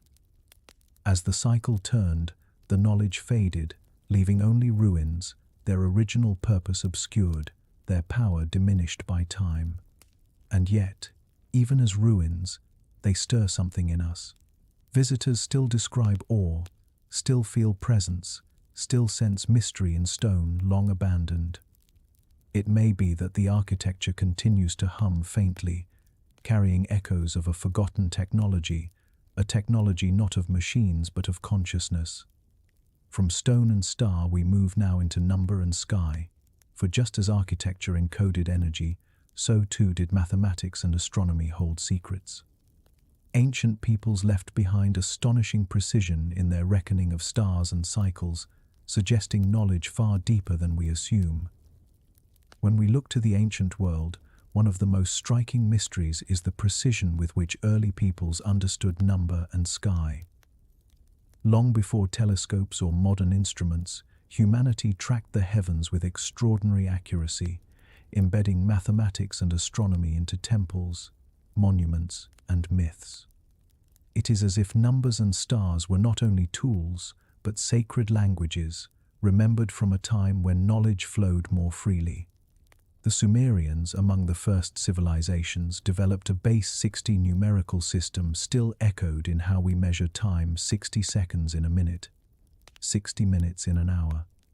Their tablets contain calculations of planetary movements, eclipses, and lunar cycles, suggesting observation and record-keeping far older than expected. How did such precision arise so early, unless it was inherited from an even deeper past? The Maya of Mesoamerica tracked celestial cycles with astonishing accuracy. Their calendar aligned Venus with ritual and agriculture, their monuments precisely oriented to solstices and equinoxes. Some of their calculations of planetary cycles are so exact they rival modern astronomy. To them, mathematics and stars were not separate sciences but parts of a single cosmic order. Even in prehistoric times, before cities and writing, monuments reveal advanced sky knowledge. Stonehenge in England aligns with solstices, while Newgrange in Ireland was built so that on the winter solstice, sunlight pierces its chamber at the exact moment of rebirth of the year. Across the world, in places like Nabta Playa in Egypt's desert or Chaco Canyon in North America, stone circles and structures trace the movements of sun, moon, and stars.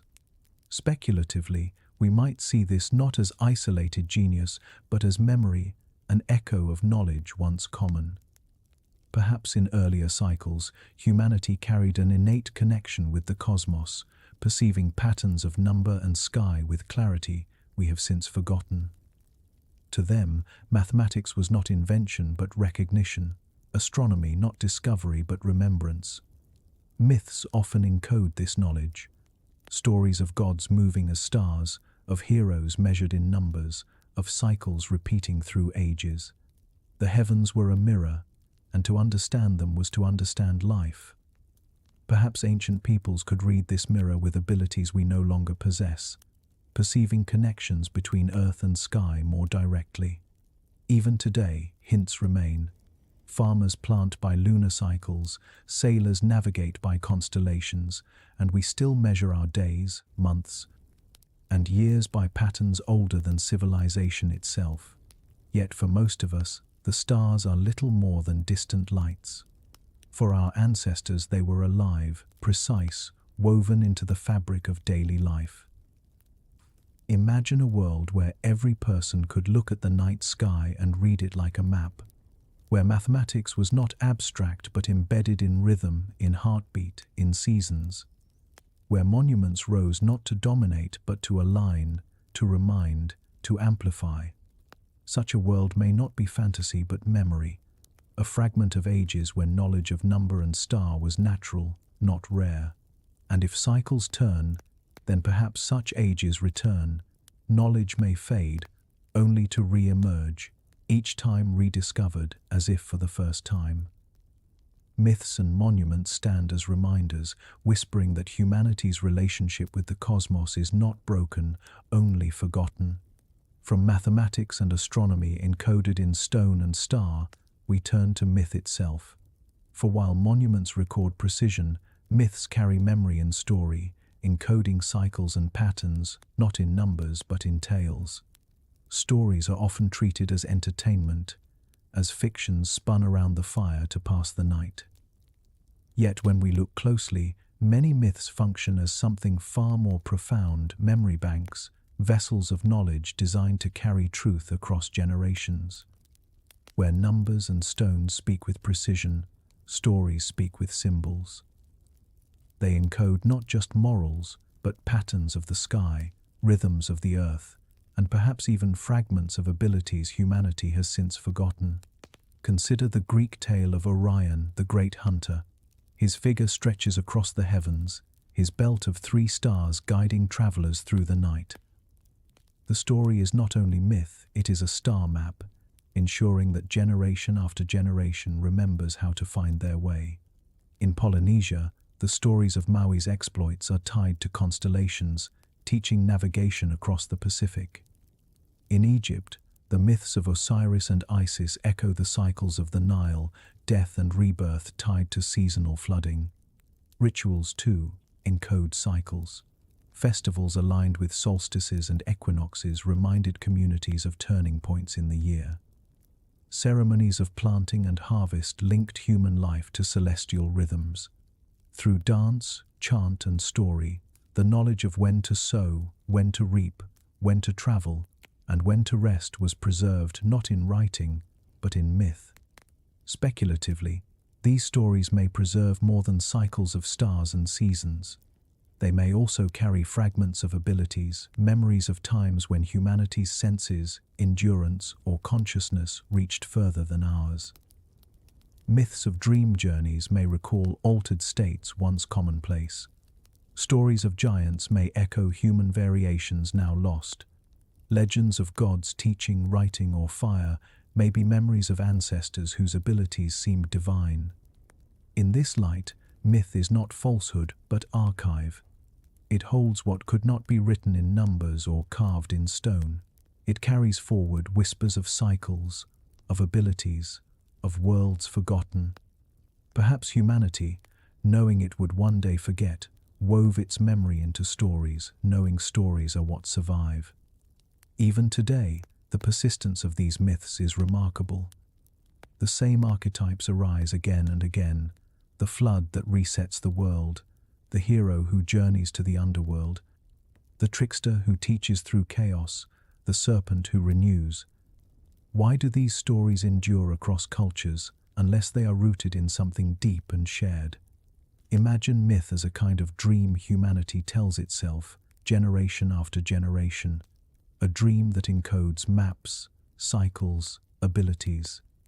A dream that whispers, "You are more than you remember." And if history moves in cycles, then perhaps myth is the thread that binds them. When knowledge fades, when abilities are lost, myth remains quiet, patient, waiting for humanity to recognize itself in its own stories once again. From here, our journey turns inward, to memory written not in stone or story but in the body itself. For just as myths may encode forgotten truths, so too might our very genes carry memories of ages past, ancestral echoes waiting to surface. Memory, we often imagine, lives only in the mind-shifting patterns of neurons, fragile threads of recollection. Yet memory is also written deeper, carved into the body itself, encoded in the silent script of DNA. We are born carrying instructions that are not only biological but ancestral. They shape not only our form but our reflexes, instincts, and fears responses that arise without teaching, as if whispered from generations long past. Consider the universal startle at sudden noise. A baby, only days old, will flinch when a loud sound strikes the air, arms flaring wide in a gesture older than language. No one has taught them to do this. It is memory, etched into nerves by ancestors who survived because they were alert to danger. The same is true of the racing pulse at the edge of a cliff, the chill that comes when eyes catch the silhouette of a snake, the instinctive tightening of the body in darkness. These are not lessons of this life, but echoes of countless lives before trauma, danger, survival written into flesh. Modern science calls this epigenetics, the way experience leaves marks on genes, shaping not only the individual but their descendants. Studies suggest that famine, war, and fear can ripple through generations, leaving subtle traces in metabolism, in stress responses, in predispositions to anxiety. Survivors of great traumas pass down not only stories but biology.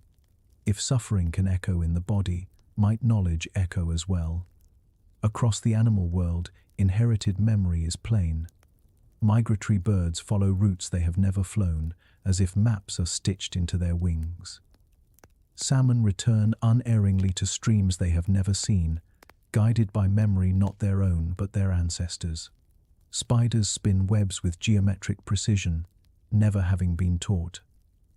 Might humans, too, carry maps, patterns, skills hidden deep in the architecture of the body? Speculatively, one can imagine that genetic memory holds more than reflexes or trauma.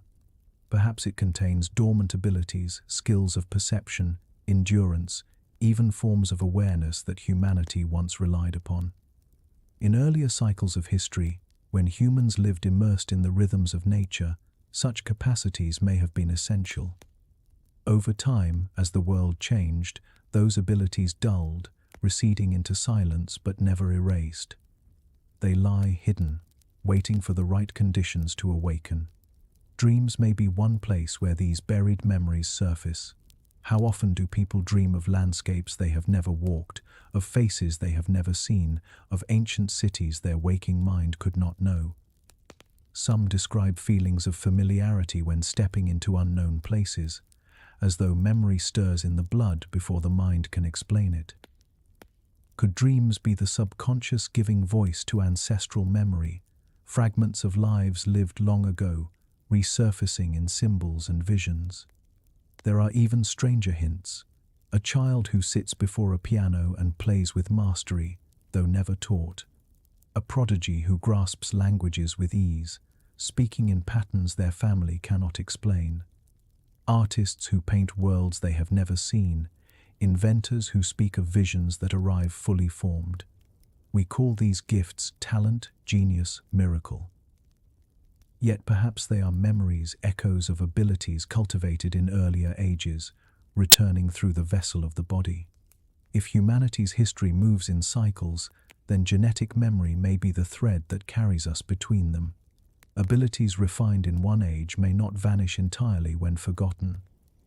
They may sink into the body, buried in blood and bone, waiting for the cycle to turn. When the time comes, they stir again, surfacing as intuition, as instinct, as sudden knowing. Humanity may be more than the sum of its present self. It may be a vast archive, each person a library of forgotten worlds.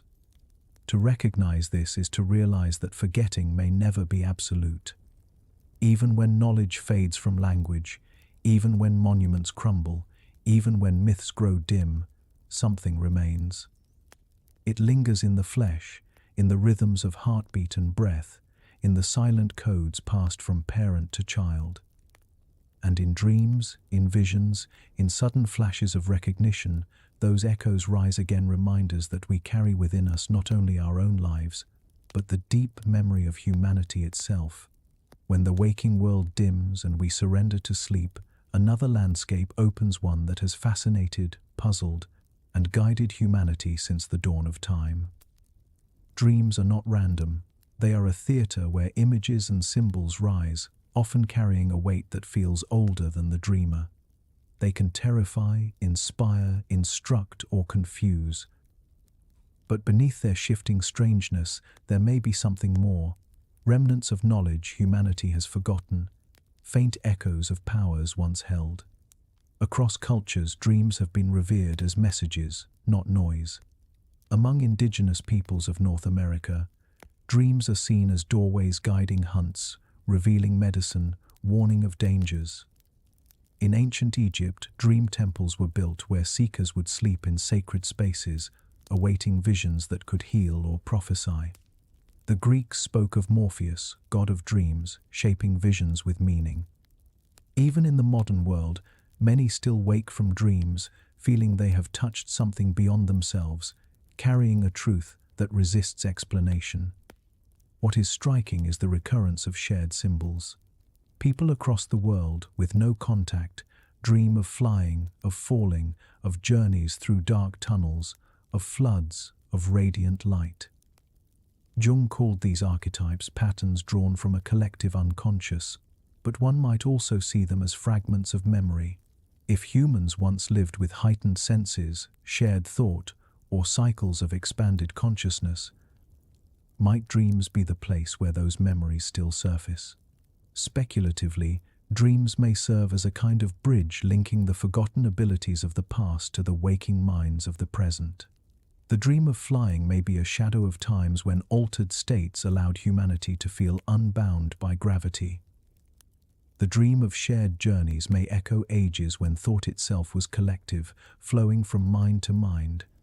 Dreams of floods and destruction, so common across cultures, may recall real catastrophes, memories passed down not only in myth but in the nightly visions of countless generations. There is also the sense that dreams carry wisdom beyond the dreamer. History is full of inventions, songs, discoveries, and insights first glimpsed in sleep. The sewing machine, as Elias Howe described, came from a dream of warriors carrying spears with holes in their tips. The chemist Kekulé saw the structure of benzene as a serpent biting its own tail in a dream. Musicians have woken with melodies, writers with stories, scientists with sudden clarity. Dreams, it seems, can be teachers, unlocking knowledge the waking mind cannot reach. Imagine that this is not coincidence but remembrance. In dreams, perhaps the barriers of forgetting thin.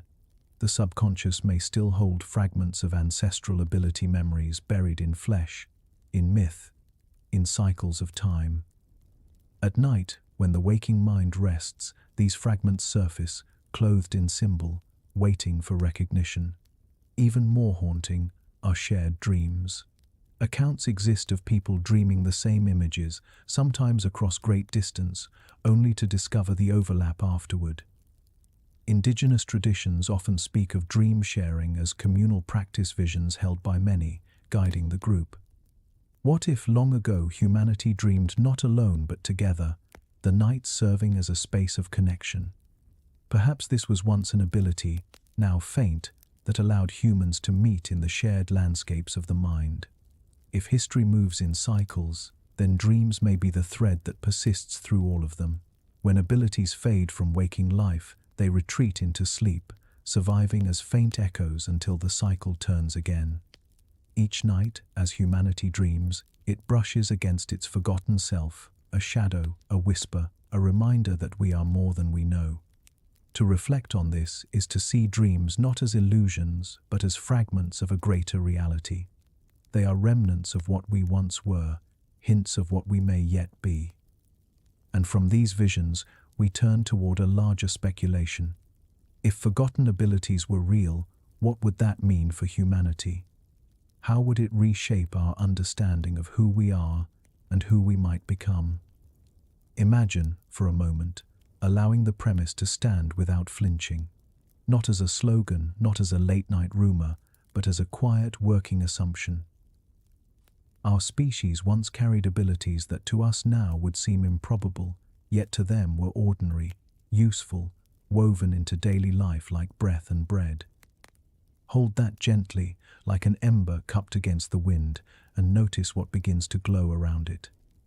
It would mean the story we tell about ourselves is not a straight staircase of progress, but a tide, a pulse, an inhale and exhale across ages. The so-called primitive becomes a word that dissolves on the tongue. Your ancestors are no longer dim figures hunched in caves. They are long-distance runners under huge skies, memory keepers with libraries in their minds, navigators reading the swell with bare feet, healers who understand the body as current and field as much as bone and blood. They are not a preface, they are a peak. If forgotten abilities were real, the landscape of history changes its lighting.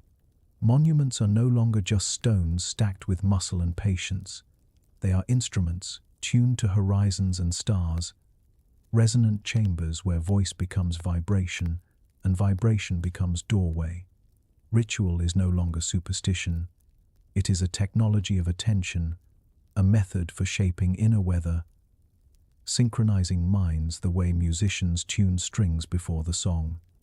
Myth stops being a children's book and reveals itself as coded memory, a way to carry star maps, planting calendars, and moral physics across centuries without ink. Consider the human body through this lens. Endurance is not an outlier but a baseline.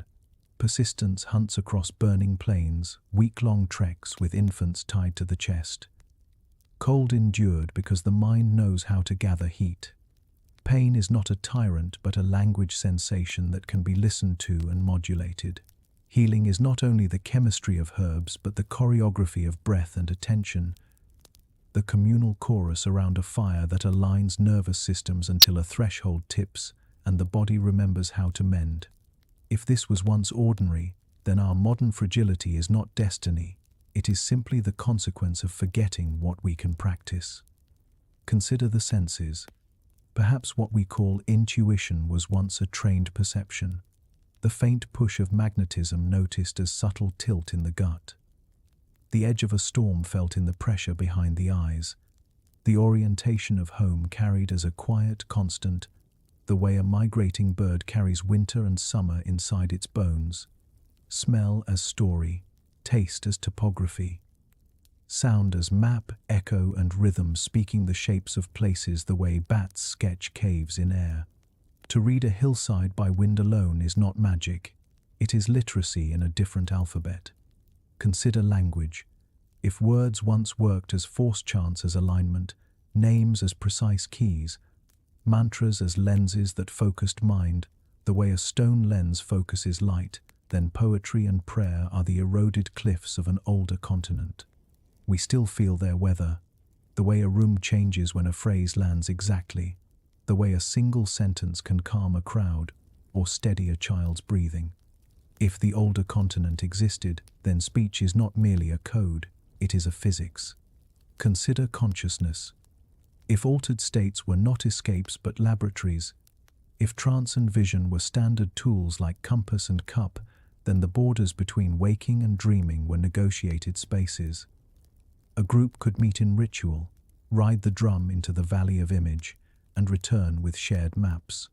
You have felt a diluted version of this, perhaps, a choir becoming one body on a sustained note, a team in flow, anticipating moves before they occur. A family at the bedside of the dying, breaths unconsciously sinking, the room thick with presence. These are traces.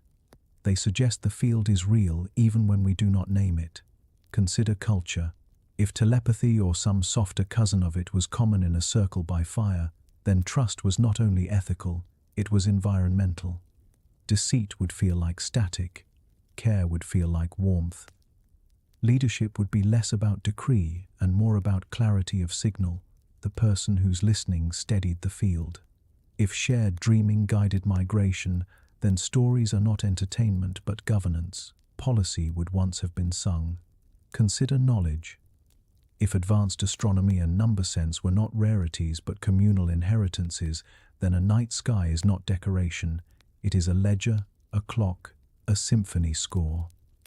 A child could be taught to hear time in Orion's rise, water in the moon's angle, planting dates in the sun's return through a narrow window of stone.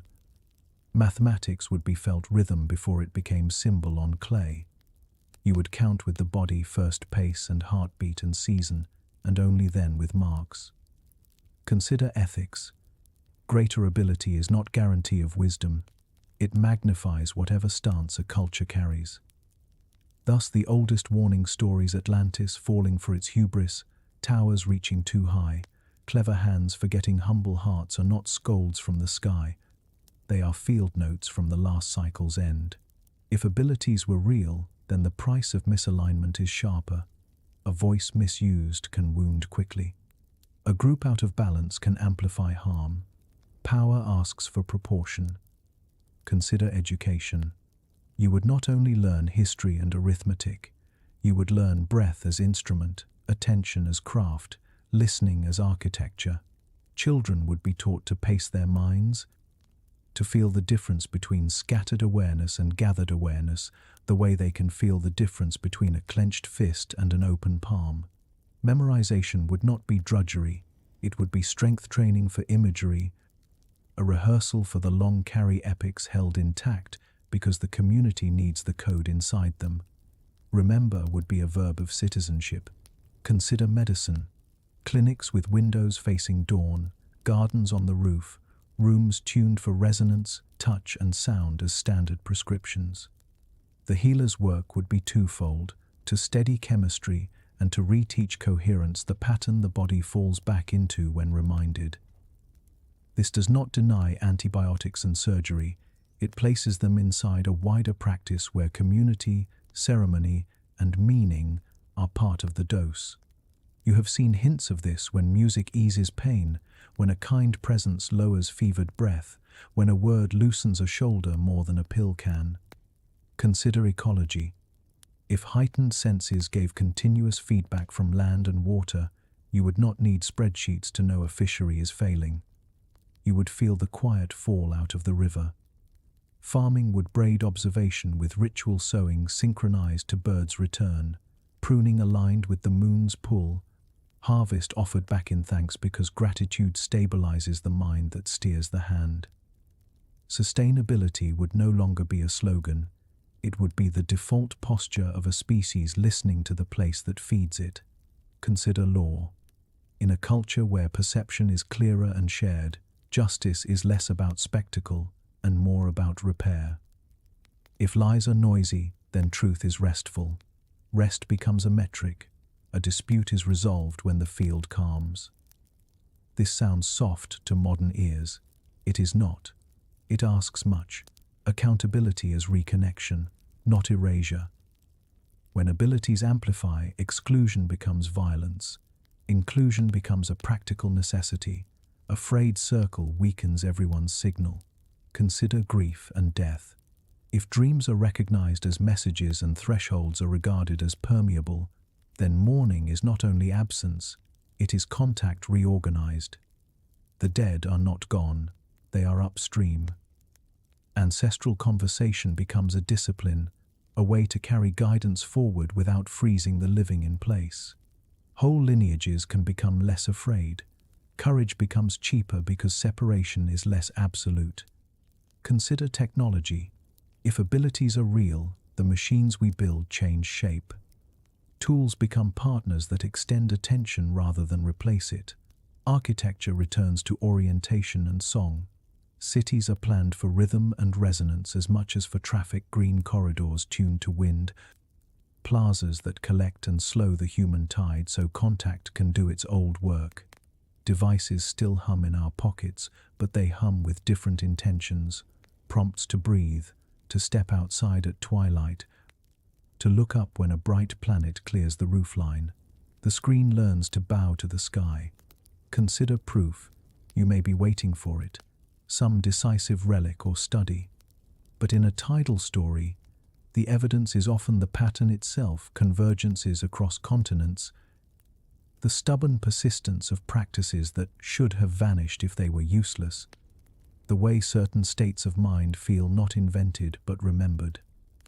Proof, perhaps, is also pragmatic. Do the old ways work when we try them? Do we sleep better when we move like our ancestors moved? Do we remember more when we chant? Do we harm less when we gather and listen until the room itself has an opinion? Consider danger. If forgotten abilities wake quickly in a species not practiced in proportion, we repeat the old collapses with brighter lights. Thus the necessity of pacing. A rekindled ember must be carried with both hands. Training matters. Community matters. Humility is not a posture, it is a safety device. The very capacities we envy in myth thrive only in contexts that appear slow to us. Now ritual calendars, apprenticeships, long walks, unhurried nights. The slowness is the wire that carries the current without burning the house down. Consider you, not as abstraction, but as a specific human right now, listening in the soft blue of evening or the last quiet before dawn.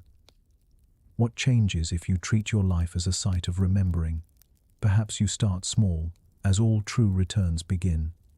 You repeat a line aloud until it clicks into place and you feel its weight settle under your ribs. You breathe in a measured way for a few minutes each day and notice, over weeks, that your attention begins to hold like a muscle. You step outside at the same hour and learn what the light does to the edges of things. You speak kinder words and watch how rooms change temperature. None of this is dramatic, and yet it island. This is how a species turns one spine lengthening, one gaze lifting, one pulse slowing, again and again. Consider the arc. If abilities were real, then decline is not insult but weather. It comes and goes. We are not lesser by fate. We are between peaks. The materials for ascent are already here: breath, story, song, touch, attention, place. The teachers are here too: trees, tides, sparrows on telephone wires, grandmothers with long memories, children who dream vividly and are not told too quickly to forget. The curriculum is old, the tuition is time, and consider mercy. A story that allows for forgetting also allows for forgiveness. We need not despise the present because a golden past may have existed. We can love this ordinary moment precisely because it can be widened. The point of remembering is not to scold, it is to grow. If our ancestors were extraordinary, their most generous lesson may be this: begin where you are, with what you have, and practice until the small becomes the door to the large. If forgotten abilities were real, then the most radical proposition of all is also the simplest. Our limits are not walls, they are fog. Walk long enough with steady breath and patient eyes, and shapes begin to emerge, old paths reappearing underfoot, familiar and strangely new, as if the earth had kept them for us, as if the body had kept them, as if the night itself had been rehearsing our return in its quiet language of stars and wind. Suppose for a long, quiet moment that the stories of heightened human abilities are only that, stories. Suppose there were no ages when thought moved like light between minds, no temples that tuned the body like an instrument, no days when speech shaped the world with a syllable. Suppose the golden age lived only in the imaginations of poets and priests, and the rumors of lost powers are echoes not from history, but from the deep chamber of human longing itself. What then? Does the mystery end, the music fade, the door close? Or does the myth become even more valuable, precisely because it is a lantern we made for ourselves, a light we carry into the dark to see what we might yet become? Even as myth, these tales do important work. They are how a species rehearses possibility. When a people says, "Once we were more," they are not necessarily asserting a biography, they are drawing a silhouette against the future, giving the mind something to grow toward. The Greeks spoke of a golden age knowing, perhaps, that they lived in iron. By saying gold existed, they invited themselves to refine their ore. In India, the yugas turn like seasons.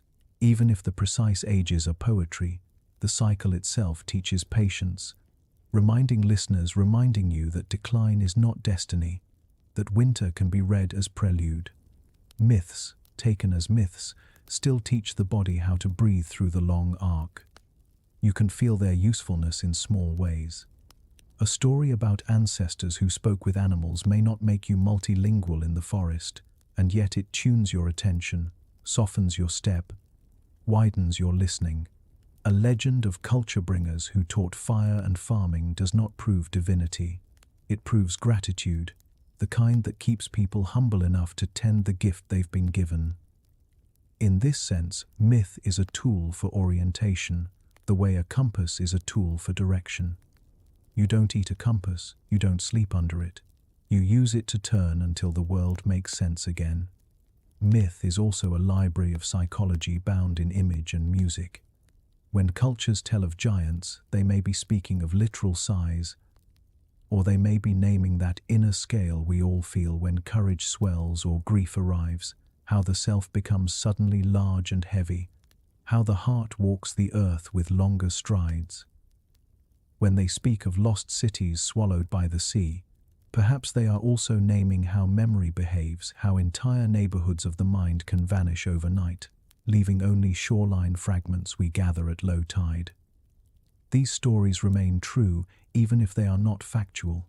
They map the weather of the interior world, which is where most of us spend our days. There is a quieter utility too. Myth slows us down. To listen to an old story told well is to obey its pacing, to breathe with its rhythms, to be carried by its tides of image and pause. In a world saturated with haste, this slowness is medicinal. It is how lessons settle instead of simply passing through. You have felt this, how a single image can linger for years, outliving facts and dates. A hero leaving a lamp at a crossroads, a river crossing itself in a dream, a grandmother tying a red string around a child's wrist. None of it may be measurable, and yet it measures you. It shapes the way you move through rooms and rainstorms and arguments, and that shaping is a kind of gentle governance. If the powers were only myth, their persistence across cultures still reveals something tender about us. We ache to be larger than our current outline. We ache to be less lonely than a single skull can allow. We ache to belong to the world without having to conquer it first. Myths of telepathy are, in this light, myths of intimacy. Myths of healing with hands are myths of responsibility. Myths of communion with animals are myths of kinship. Myths of shared dreams are myths of democracy, an aspiration to a common field where the private and the public meet in a humane way. Even if none of these abilities ever existed in the strong sense, they remain descriptions of what the heart wants from the mind, the body, and the community. And then there is the practical chemistry of belief. Expectation changes physiology. This is as close to a spell as everyday life provides. Placebo is a small secular incantation. The body obeying a story it trusts, hormones arranging themselves to match a prediction, pain lowering because attention has been persuaded to look elsewhere. If a story can loosen a muscle, slow a pulse, or steady a hand, is it untrue? Or is it a tool from a different workshop, one that carves not wood or stone, but breath and blood? Myths, when held gently, can be used like this. Not as proofs, but as practices. You test them the way you test a bridge at the river's edge, with a foot, with another, with a friend beside you, with a rope tied back to a tree. If it holds, you cross. If it sways, you retreat, grateful for the rehearsal. There is also a civic dimension to myth. A city without a story is just pavement. A civilization without a myth is only logistics. We gather around narratives because they synchronize us. This is why feasts and fasts matter, even to those who do not inherit the faith that named them. The shared rhythm resets the nervous system of a people. It says, we breathe together here. We step in time for a moment. We remember that a crowd can be a choir if it listens. Myths perform this work without needing to be literal. The sun does not have to ride a chariot for sunrise to become ceremony. The earth does not have to be a goddess for gratitude to be organized into season and song. If the old powers are only poetry, poetry remains a form of engineering. It builds bridges where none are physically needed, but every heart requires passage. You have seen how a phrase can carry a person through a year, some sentence once spoken that becomes rope during an illness, a job loss, a winter of the mind. You have seen how a line of music can reassemble a room torn by grief. Myth has this same architecture, a shape designed to hold weight, a curvature that distributes the load of being alive. Even untrue, it is useful. Perhaps it is useful because it is untrue, because it does not have to obey the narrow corridor of what happened and can therefore widen into what might. And what of the sciences that show no evidence for extraordinary human powers? Even here, myth can play companion, not opponent.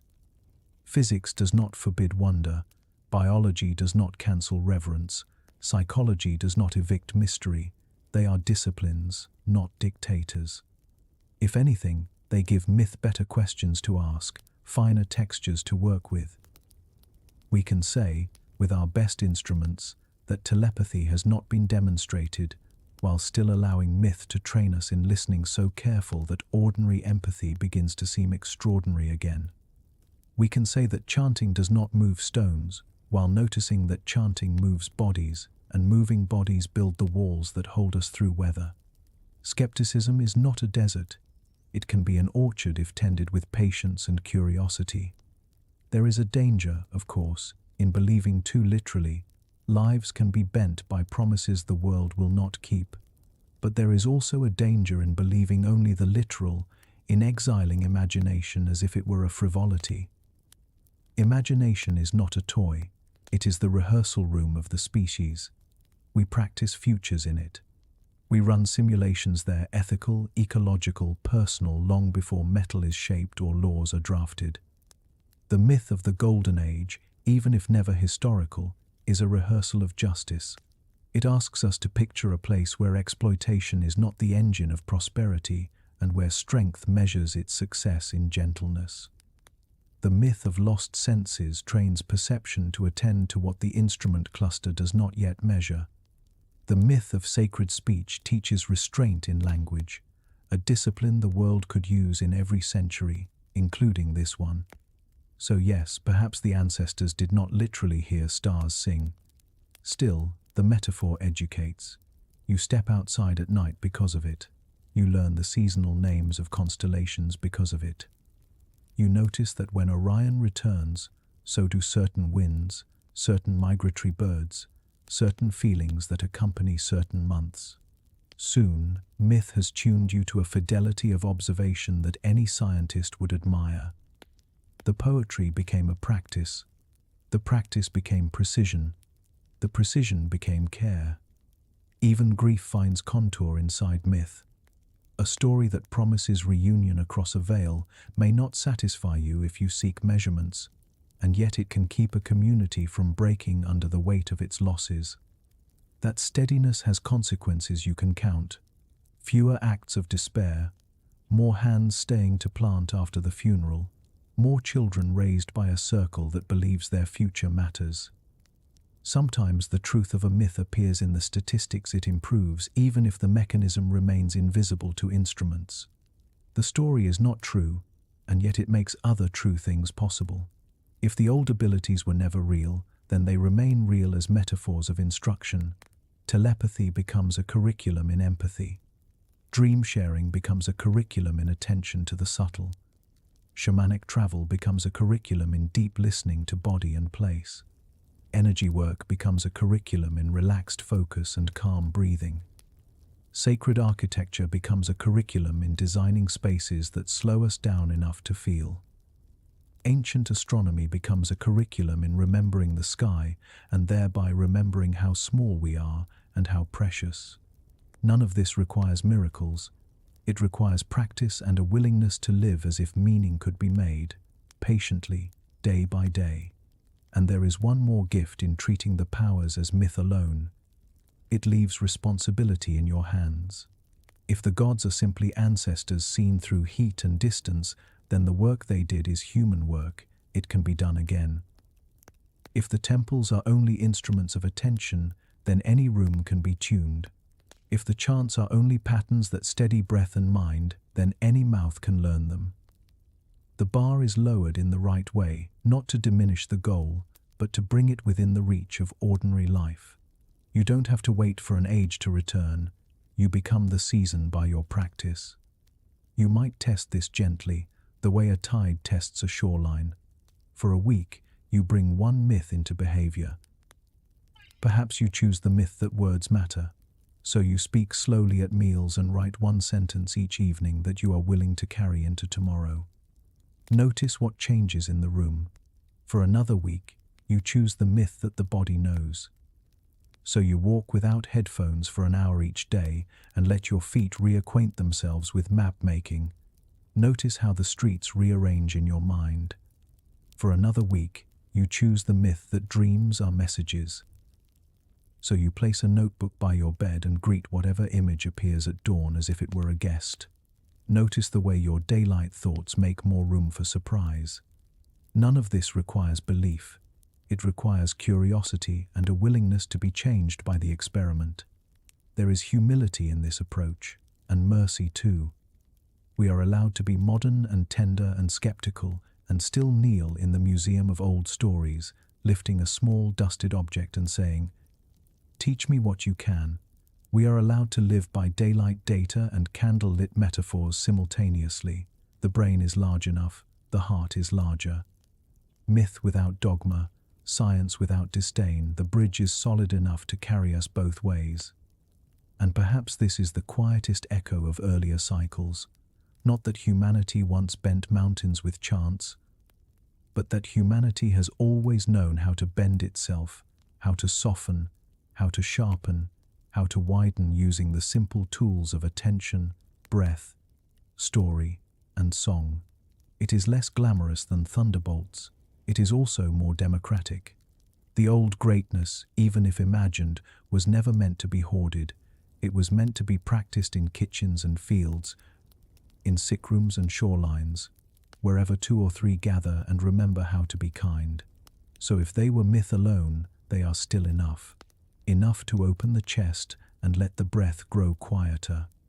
Enough to change the way you speak to the person you love when the day has scraped you thin. Enough to make you look up when the first star arrives and say the old name simply because they steady you.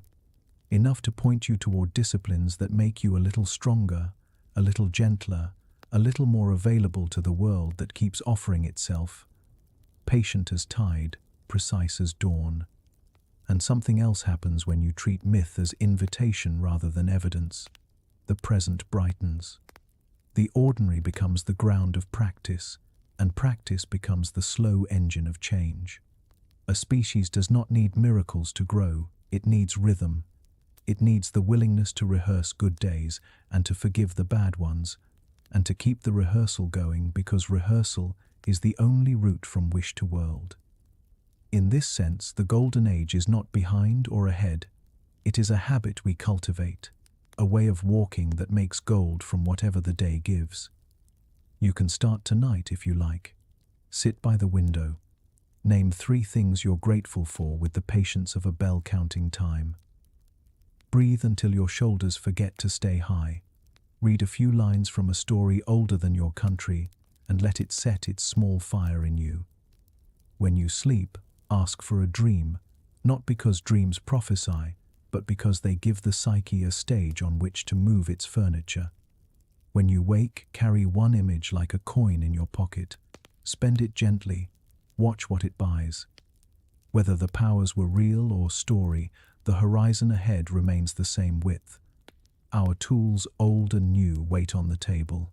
Our questions are ready. The body is here, the breath is here, the mind is here, the sky is still an instrument anyone can learn to play with enough nights under it. And whatever else we conclude about the past, the work of becoming more human is stubbornly contemporary. It asks for us now, for these hands, for this particular hour of the world. If myth is all we have, it is already a great deal. It urges us to lean toward a wider self without demanding that we have proofs before we begin.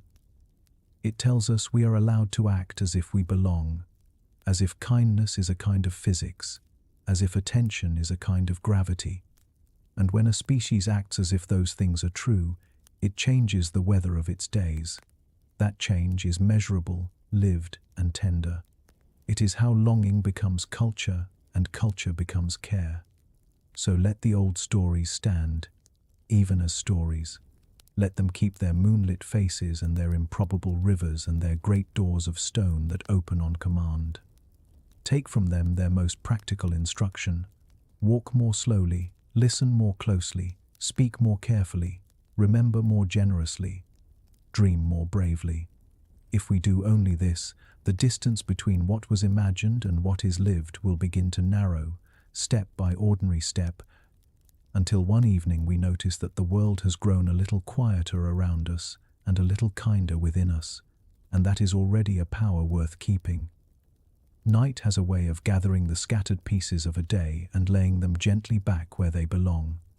As it settles around us now, the questions we've carried begin to glow at the edges, softer, deeper, more spacious than they were under daylight's insistence.